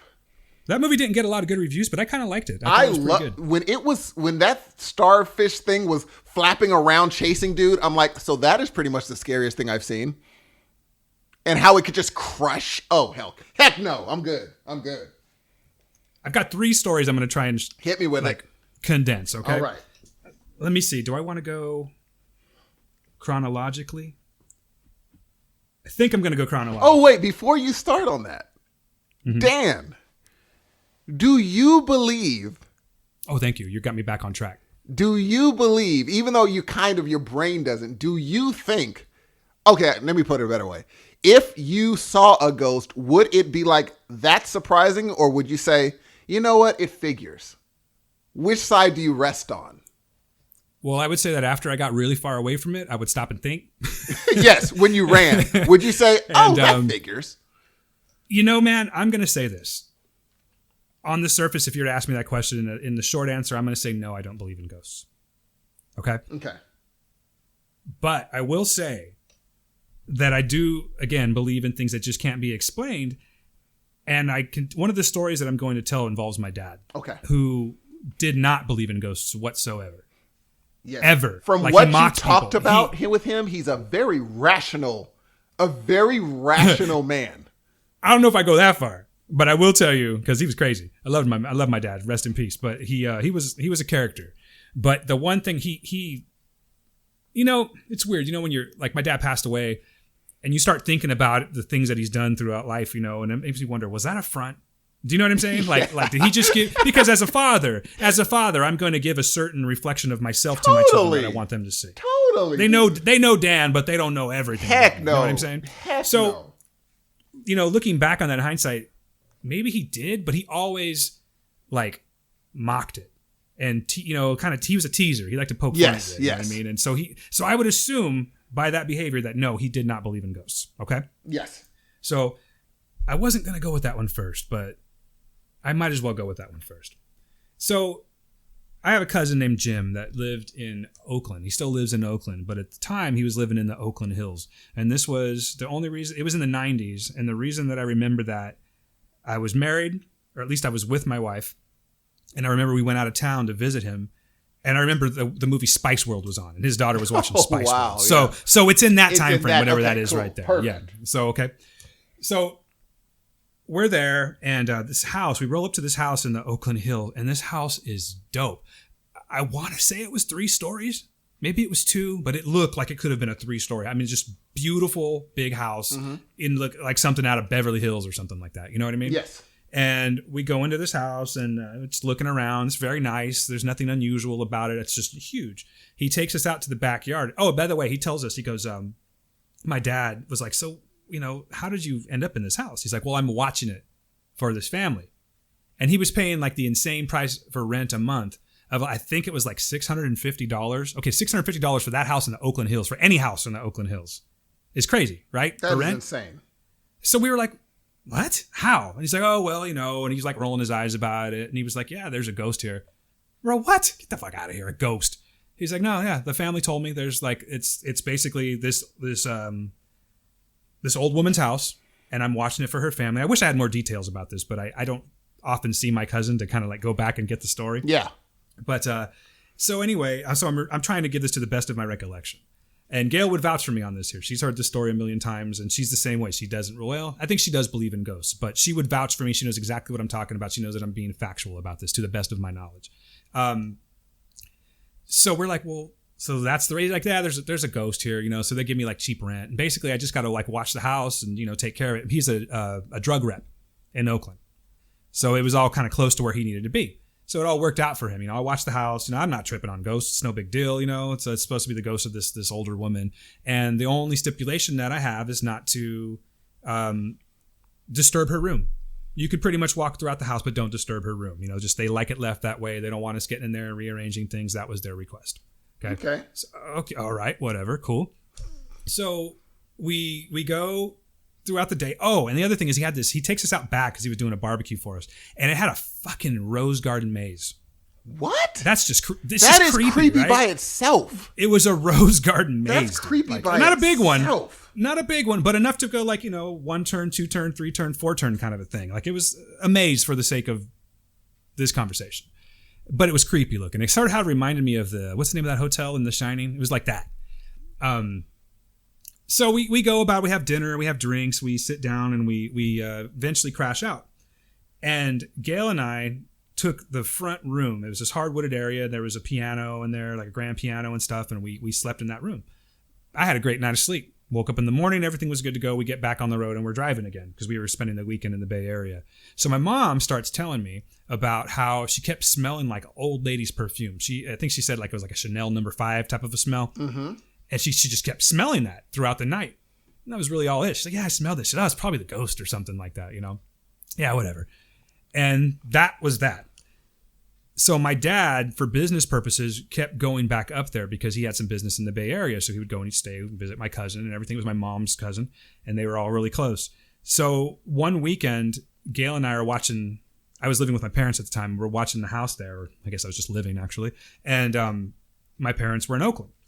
So Gail and I just have a normal evening, and about 2:30 in the morning, my parents walk through the door. We're like, what the hell? We jump up real quick because no one was supposed to be there. You know what I mean? Like no one was supposed to be walking through the door. Yeah. And it was my parents. White as ghosts. Just freaking white as ghosts. Freaked the hell out. What happened was my dad went up there to visit. Again, remember, this man did not believe in ghosts. Totally. He went up to visit with my mom, and they got into the conversation about the ghost again. And I think they did anyway. Maybe I just made that part up. But the whole thing was that my dad, being the Joker guy that he was, I think my cousin told him, like, remember, don't open the door or something like that. So, of course, my dad opens the door and did like, made some weird ghost sound and closed the door. Or maybe he said something like, hey, I'm opening your door. And then he closed it, like mocking. Yes. And so that night, they had gone to sleep, And my dad woke up. Now, they talk about like sleep paralysis and things like that. Yes. So I'm willing to take this into account. Yes. Okay. For the sake of this, I'm willing to take that into account. But what happened, my dad's experience was he woke up in the middle of the night and he could not move his legs. He could move his upper body, but he couldn't move his legs. Like it felt like something was holding his legs down. Okay. This is what he tells me. And it freaked him out, obviously, and then so he was about to like start talking to my mom, like, hey, what's up? And he felt like a hand press on his chest, something press on his chest to where he was like, ugh, like he couldn't breathe. Yes. Do you know what I'm saying? Yeah. So he was like trying to talk and he was like, he couldn't get his air out. So my mom at this point wakes up and she's like, what is going on? He's like he couldn't talk. He's just petrified. And he finally tried to get out something like the lady, or he said something to that effect, like trying to tell her, like, I think I just pissed this ghost off. And at that time he heard like a like crazy thing in his ear. And maybe this just sounds completely hokey, but you just have to know my dad and know that like, he wouldn't do this. It was enough to convince him to jump out of bed. He finally got his ass out of bed. My mom and them, they didn't put on they stayed in their pajamas. They threw their shit in a bag and they bounced out of the house. What? And they drove back to Fresno, even though they had work to do the next day in Oakland. Drove back to Fresno. They were so freaked out. I guess they got themselves so freaked out they went towards San Francisco and they're like, oh shit, we're in San Francisco. And they ended up turning back around but they drove home. So Gail and I woke up to my parents coming in white as ghosts telling us this story. Oh my goodness. My dad never went back to that. Actually, did he go back to the house? I think he went back like one time because he had to. But he always made it a point he would never talk about ghosts again. Mm-hmm. I used to tease him like, hey dad, what's up? How's the ghost from the coast? And like my cousin would call him up and be like, this is the ghost from the coast. And he would be like, how like little kids are like, stop it. Yes. Like my dad would get like that, like stop that shit. I don't want to hear that. He refused to talk about it till the day he died. And all I had to do was start talking about the ghost from the coast and my dad's whole demeanor would change. And he wasn't having it. So whatever happened to my father that night, he could not explain. That is incredible. My mom to this day cannot explain it. And like it changed my dad as a person. He was still the same dad that I knew, except that he wouldn't watch scary movies anymore. Holy crap. So whatever it was really freaked him the fuck out. Now, years later, I really wish I could find the name of it, but there's some documentary about like sleep paralysis. It's supposed to be kind of scary. It's like dead sleep or I saw something that. like that. Yeah. I would like to watch that. You know what I mean? Oh man, we're running out of time. But I would like to watch that, but maybe that had something to do with it. But again, could never be explained. Can I tell you another story? Please. Now, this one is the only one that I could... Well, there's two. They're my personal experiences. Here. Oh, snap. All right. Again, I'm going to tell you straight up. I don't think I believe in ghosts. Okay. I'm going to have to be convinced. You're open, but you don't know open. yet. Okay. I'm open to this, exploring that option. Okay. So this was in the 8th grade, and we were over at my friend's house, and he had like this, we were all having like, it was the guys were having like a sleepover. It was like a birthday or something like that, a party for 8th graders. And they had this one room that, if anyone happens to hear this that knows me, it was Shane's game room. Okay. So my friend Shane, we're not really friends anymore, but he had this game room and that's where we all would hang out for the longest time. So that night, we were all hanging out and someone busts out like a Ouija board. Okay. And now I was always, as a kid, I wasn't necessarily like, I don't believe in ghosts. Yeah. I was kind of like a skittish kid. Yes. I startled easily. I scared easily, So it was like way out of my comfort zone to play along with this game in the first place. We started playing a Ouija. You know how that is if you've ever played it, but you're always convinced someone's moving the thing, right? Of course. And it was like, I don't even remember what it was saying but we were making it talk and everything. And then we finally like, all right, we're enough. And we put the thing away. So, but what I'm getting at is that we came to the conclusion in our 8th grade minds that we had made contact with some kind of entity. Okay. Okay. And after that, we put the thing down and we moved on to whatever else we were doing. So about 30 minutes later, we're sitting in this game room and that was like the hub. We watched TV in there. We watched movies, games, all that crap. And we're watching television. And in his room, in the center of the room, there was this giant chandelier. Mm-hmm. And then underneath it was like a coffee table where we would play cards and everything like that. Mm-hmm. So we're sitting there and just nothing, no earthquake, nothing. And I've been to this house, like I basically lived there. I was there every day. All of a sudden, the chandelier just smashes down and like no one got hurt, but we were all around it. It smashed down and it landed on the table and completely just smashed. And we were like, oh, that's pretty crazy. But, and I think someone mentioned something about the Ouija board, but we were like, that's crazy. And we just figured, okay, Dad, had his dad come and they cleaned up all the glass and everything. And then we just kept going on. This whole process took probably 10, 15 minutes.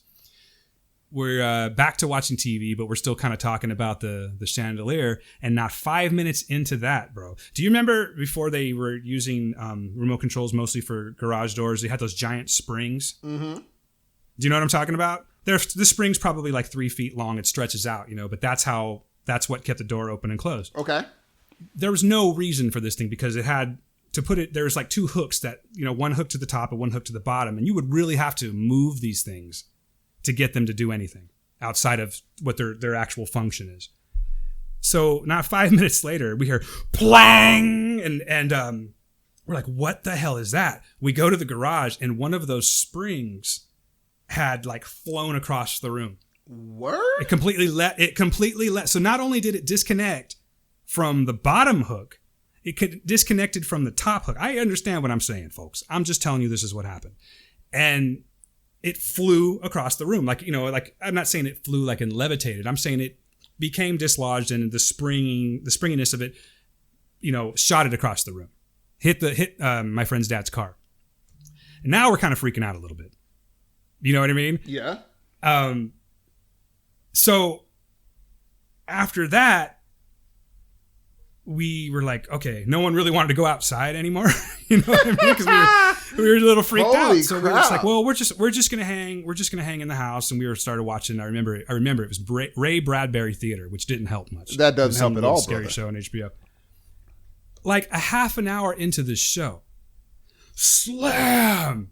We're like, what the hell is this? We're all freaked out at this point. We walk out to his backyard, and like a whole section of his fence just fell. That is insane. I don't know. So, I don't know, man. Coincidences happen. But to activate the Ouija board, to have a chandelier fall and then, by the way, nothing ever happened after that. That was like that. Really? I even asked him years later. Nothing ever happened. He remembered. So he remembers that. Nothing ever happened like that. Oh, yeah, yeah.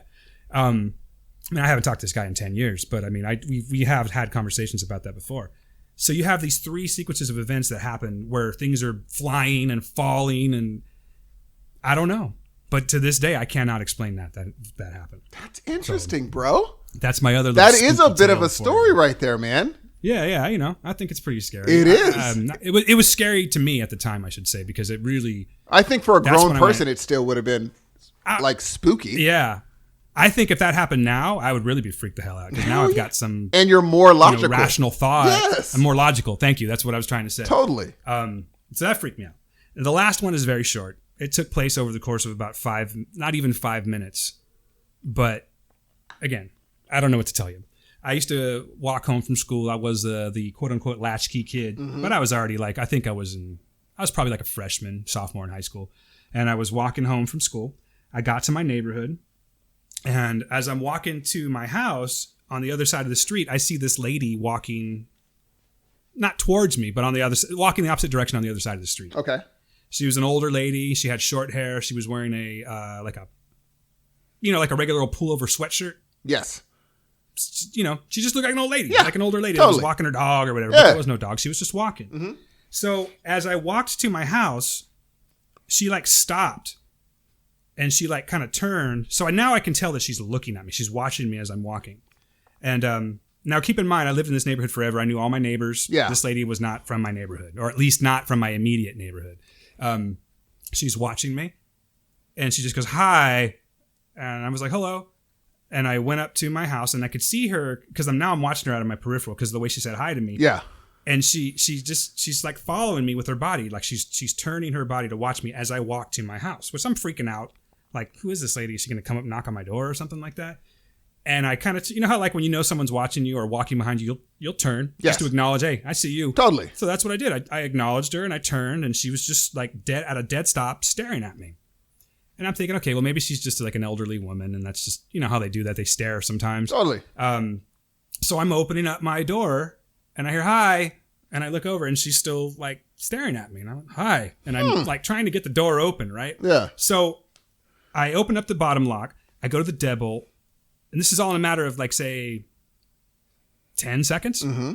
open up the lock, and I turn to see her one more time. She's freaking gone. She's nowhere to be seen. I'm like, what the hell? Word? And you got to understand that it happened so quickly that there's no way she could have just like bolted. She couldn't have walked into a house. I knew all of these people. And I walk out and I'm like, dude, yeah, I swear to you. And I go to the street. I got no reason to lie about this. Yeah. This is what happened. I'm not saying it was a ghost. No. I'm just saying I can't explain it. Yes. I remember walking across the street and like looking, because there was like, you know how like houses were sometimes partitioned by bushes and whatnot. Mm-hmm. So I'm like looking behind the shrub. I'm looking, nothing. I knocked on my neighbor's door. Is there like, no one there. I knew the other lady. She was like a hermit. She wouldn't let anyone in. And all the other people, I just knew that this lady wasn't from around there. Wow. Vanished. Gone. Nothing. And I've never seen that when I never saw her again. And I watched, believe me, I watched through the neighborhood. If anyone was walking down the street. Crap. So I heard someone tell me hi like twice in this really kind of a weird elderly voice. And then she was just gone. Dude. So that is... call that ghostly, call it whatever. Those were the three things in my life that I can't answer. All right, I have no answer. Here's the thing. All right, and then we're going to do closing. This is a 3-minute story. It's something you don't probably know about me. And we got some time, baby. We got some time. You can slow it down a little bit. I just remembered. So, as you probably know, I went to a private boarding school. I did. And well, your sister was on the rainforest. Exactly. And so at this private... Stephen. Come on, please. Never. I know. But at this private boarding school, it was actually an old army barracks. And they used it. Shit. Yeah, they bought it from the Army, sold it to them.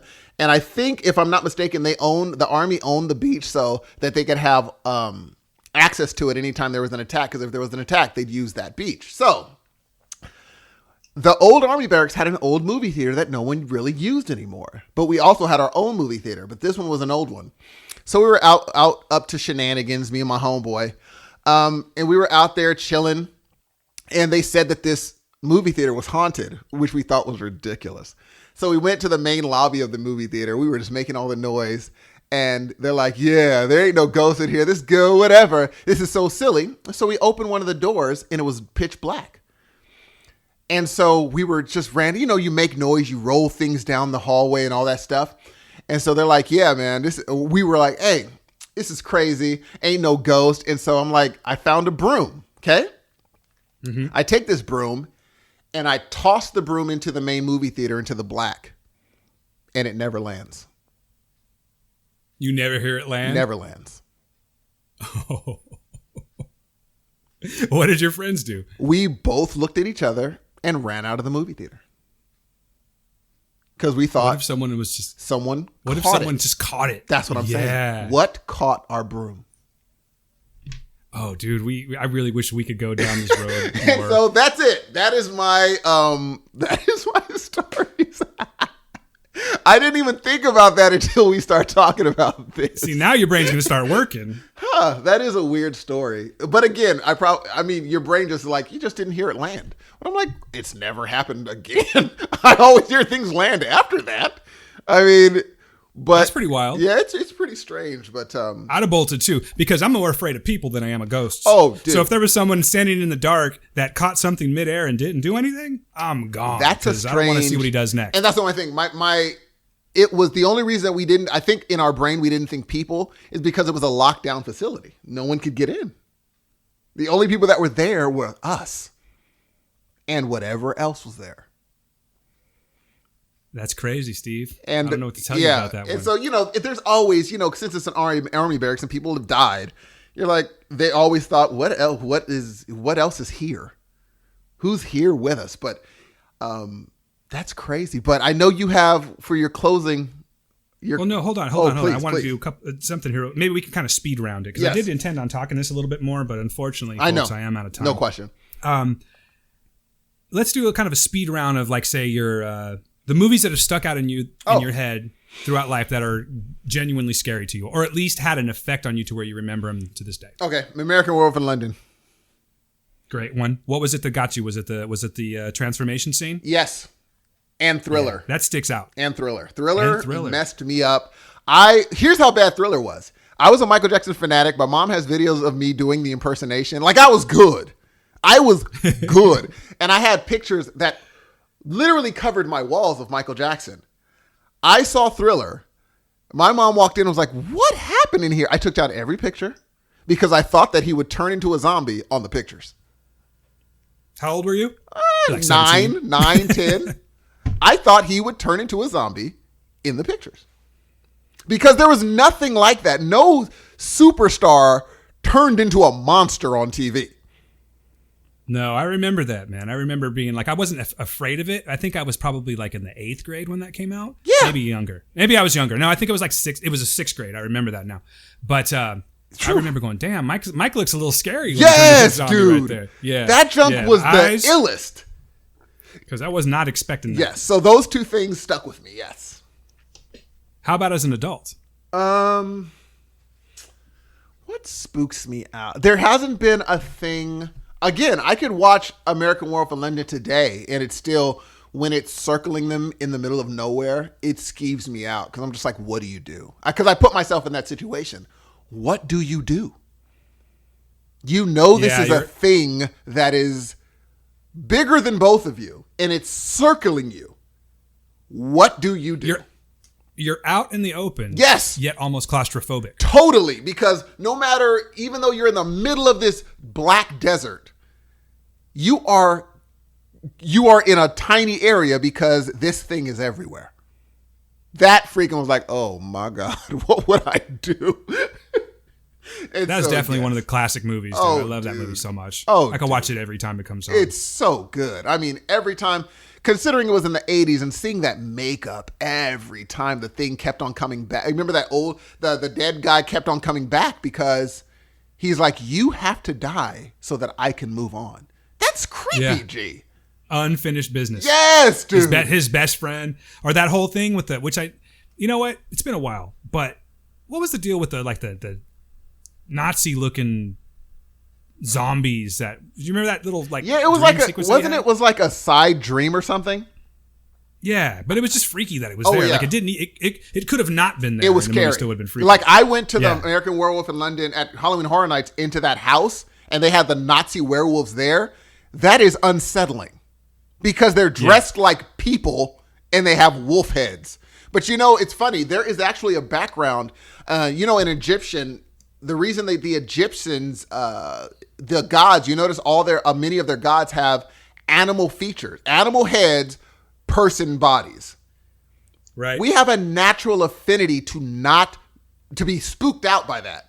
That is a scary thing to us. So you either worship it or you're totally freaked out about it because it's not normal. Your brain cannot put those two things together and it doesn't look natural. So, whoever... The fusion of man and beast. Totally. That is something that we've always been kind of fascinated So with. when you see gods with dog heads and people bodies, human bodies, it's a way of anthropomorphizing an animal. We still do that to this day. I mean, we say our dogs love us.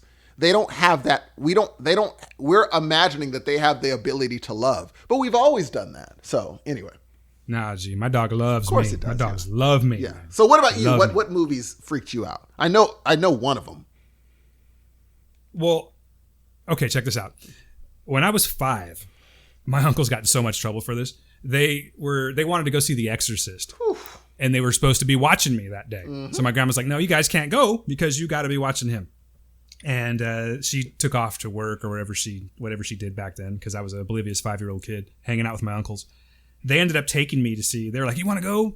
I'm not even going to try and act like I knew what they said because the only thing that really stands out to me was sitting in the front row of the movie theater watching The Exorcist at age 5. There was shit that I did not need to see in that movie, and that movie freaked me out so bad that even as a up until I was about 18 exactly, because I watched your American Werewolf in London. I watched all the other ones, The Shining, whatever. Yeah. I watched scary movies. I stayed the hell away from The Exorcist. It just freaked me out to the point where I couldn't watch it. Yes. Right. But I finally broke down because I was dating this girl. I was 18 and I had to prove to myself that I could watch this movie. I needed to be a man because I felt like this was going to be, this girl might have been the one. Yes. Turns out she was the one. It's my wife now. But, boom. Yeah. But I remember going, I'm going to watch this movie because I don't want her thinking I'm a puss, right? And she doesn't even like scary movies. She likes them now, but she didn't like them back then. But we ended up watching The Exorcist. And it's still, as you know, a great movie. but it's not as scary anymore. You know, it wasn't Totally. There was a lot of the visuals that I was seeing.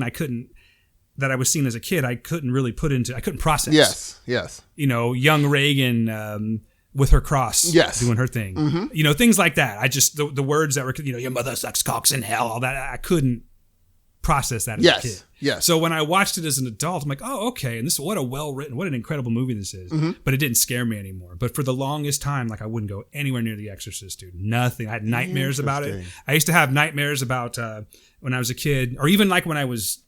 Oh, again, I told you my dad was a joker, right? Yes.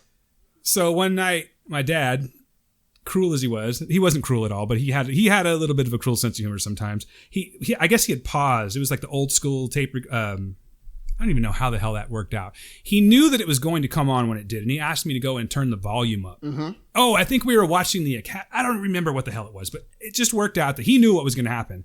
And when I went to turn the volume up, on comes Reagan's face from The Exorcist when her eyes are all rolling back and everything, and it freaked me out for another good 5 years after that. My dad found it hilarious. Found it hilarious, and I can't even remember again what the context was of how he made that happen. Yeah, but he made it happen, and it freaked me out for a really long time. Well, yeah, dude. I remember my biological dad. One day when I was staying with him for a second, this dude, he stayed at my door and scratched at it, howling. What? Just a stranger? No, to me. Like I was in my bedroom. He said he was turning into a werewolf. Oh, your dad? Yes. And he started scratching at the door, howling and sniffing under the door. Oh, that's wild. And we wonder why we're so protective of our children. We are now, right? so jacked, but I know you're on your way out. Do you have a closing statement? I'm not done yet, though. I'm not done. Do you need to go? No. I'm worried about you because I know in the middle. I appreciate it. In the middle, you start like it really. I don't want you to be like, oh my gosh, Steve, it's 2:30. I have to go. I don't want it to be a hard out like that because I don't. And I hate that I have to be on this time frame. I am so sorry. I just don't want you to be jacked. No, it's all good. Okay, don't worry. I'm not going to be late. But no, you know what? I will make this kind of quicker though. But there is one thing as an adult that has freaked me out, and it's not even about ghosts or anything, dude. This one is just because, like I said, I'm more afraid of people. Okay. And I know you've heard this. We're gonna go. It started on Reddit. It started as a no sleep Reddit, and it ended up turning into the No Sleep podcast. One of their I think it was like a 3 or maybe a 6-part podcast. Pen Pal. Oh, do you remember Pen Pal? I do remember Pen Pal. Yeah. Now, dude, Pen Pal that's such a great story. It's a great story, and the fact that it takes place with the same people, the same person, over the span of his like up into his adulthood. Yes. And then I don't even want to listen, ladies and gentlemen, look into Pen Pal. Yes. Okay. I don't know if Steve will agree with me on this or not, but it's a awesome story. Totally wonderful. And I don't want to give you, I don't want to give you spoiler one, but if you're into some really dark, creepy shit, I recommend you listen to the audio version, which is on the, you would probably just Google No Sleep Podcast, Pen Pal. Totally. And you'll find it, guaranteed. You can look it up on YouTube. I know that. I know that they were talks for a while of making this into a movie, which I absolutely cannot wait. And I think there might even be some low budget adaptation on YouTube. Do you recall hearing about that at all? I didn't hear about it. I wouldn't be surprised. I hope they don't ruin it though. No, that's why I've like not wanted to watch it, because I want to see this thing. I want to see them give the budget of like It to this movie, even though there's no supernatural things going on. Yes. But if you put the time and the money into this movie, it could be incredible. Totally. So that's all I'm going to say about that. Okay. For Freak Me Out, watch, read, listen to Pen Pal, and I think you folks will agree. We're on to something. It is so good. It is so good. Yeah, it was actually, I don't even know who the author was, because it was a Reddit user that was the name. Oh God. Well, I know that's where vultures? they get their. I think it was 1,000 Vultures. It's still where they get some of their stories from Reddit. Yeah. Yeah. Mm-hmm. Yeah. Because love that. So good. Love listening to No Sleep. I remember we were just talking about this. You didn't even remember, but we went and saw No Sleep podcast live. It was so good. Earlier this year, wasn't it? Yep. God, how time flies. So good. So I love that. But I just wanted to bring that up real quickly. Okay. And then is there anything else on my list here of things that another great movie that didn't scare me at all, but I think that you should be watching it, ladies and gentlemen. And I can thank Mr. Steve here.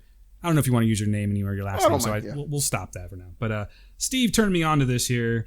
It's not scary, but it is one of the best if not the best zombie movie I've ever Oh seen. my God, yes. Train to Busan. Oh my God. It's the only zombie movie that might have you choked up. It might choke you up. That I never used this term. That movie gave me the feels, bro. Oh that my movie God, what a movie. Was so well written, so well acted. But that last scene. Oh my God, when she's sick. Oh, walking through the tunnel. Oh my God, dude. And I just was like, I'm a grown man. I am a grown man. Because fighting back tears. It felt like you had gone through it's a 2 hour and some change movie. It feels like you go through a thing with these people. A full thing. So you're dedicated and look, I mean, every single one, I'm not going to tell you who goes, who stays, but every single one of the people who passes away in this movie, it means something. Their death attached to these people. Oh my! And one of them, I was like, no, the big guy. We can't ruin it for people. I just said the big guy. That's all I said. There's only one. Okay. Edit. One of him, what he does. And what he tells that guy to do. Oh, my God. Oh, I know, man. Oh, my goodness. I said when that movie went off, I said, I am going to spread the word on this movie as much as I can. So, yes, please watch it. Yes. I would go ahead and say that it was the best zombie movie I've ever seen. I've never seen anything. And if we're going to put this into a horror genre, well, it's still kind of zombie. It is definitely in my top 3 horror movies that I've ever seen. Yes. Train to Busan was just so well written. Yes. You need to just stop listening now, ladies and gentlemen, and just go to iTunes. I don't think it's on Netflix. Maybe it's on Netflix. Could be on Netflix now that I think about it. Train to Busan. Check this movie out. Please do. You know what? Yeah, and I think I'm going to have to actually wrap it up, sir, because you have any? There's this place that pays me money to show up. Yeah, it pays me money to show up. All right, so, give us your minute long. Give us a quick minute run. Just your closing statement. Give us something from Dan to real quick. Listeners of the Heroes of Noise, how you doing? I'm Dan Ramirez. Nice to meet with you and chat with you for a bit. I want to say that I love Halloween. I love this time, and actually, I'm almost regretting recording this right now because I think that this is something that you and I could do 5 hours on easily. We could do a 5-hour show on something like this. I'm not one, as I mentioned, to believe in the supernatural, but I'm not opposed to it either. I'm the kind of guy that needs proof. Not a very religious person, but I'm also on the fence where it's like, you know what? Show me what you got, and I'll believe it. There are things that happen in this world that are scary that happen in reality that'll never even compare to what anything supernatural that they've come up with, in the books or in movies and things like that. But I love it. Is that weird that I love being scared? Yes. And it's something that it kind of makes me feel human again, because when I'm stuck in the mundane routine that I live every day of going to work and coming home and going to work and coming home, you know what I mean? I love that there's something like that I can focus on, and it takes me out of the reality. You got your superhero movies, you've got your science fiction movies. There's something about scary movies when done right, even if they're not scary. I'll be honest with you, I can't remember the last movie that scared me. But when movies are done right and they're able to pull you in like that, there's something to me that's just, you can't compare it. And I love that. Totally. So, I don't know. This is the subject that we chose to talk about today, and we definitely did that because of the yes, happy Halloween, everyone. But yeah, man, that's it. I'm not. There's a lot of things out there that I still need to understand. Yes, I'm hoping that one day I do get a little more insight into that. But the one that gets me out of all of this, Steve, is our Lights in the Sky story, which I still have to send you the link on. Totally. So that's all the breath I'm going to give you on that for this week. But I'm going to pass it over to my man, Steve, and please enlighten me with some knowledge. Oh, I don't have any knowledge, but ladies and gentlemen, let me tell you something. I love Halloween also, and we're a people of laws. What goes up must come down, which is why magic is so crazy, because it goes up and then it doesn't come down. But me even being a rational person. Like that broom? Yes, exactly. And me being this rational individual, me knowing that things like this don't exist, me knowing that my brain is going to find a reason to explain the lights in the sky, and I know a lot of you guys are too. A lot of you are like, oh, it's just this, or it's just that. Well, then why are we worried about cemeteries, walking through cemeteries. Why are we worried about going outside at night? And I dare to challenge you. The reason that we worry about it and the reason that these wonderful, awesome, and amazing horror movies scare us is because in our brain, we think that maybe, just maybe, that bump in the night, that sound in the kitchen, that rustle in the bushes, and that monster under your bed just might be real. And this is Steve. Ladies and gentlemen, my name is Dan. Happiest of Halloweens to you. We are the Heroes of Noise, and we will come to play with you again soon. Have a great week. We'll talk to you soon. Peace.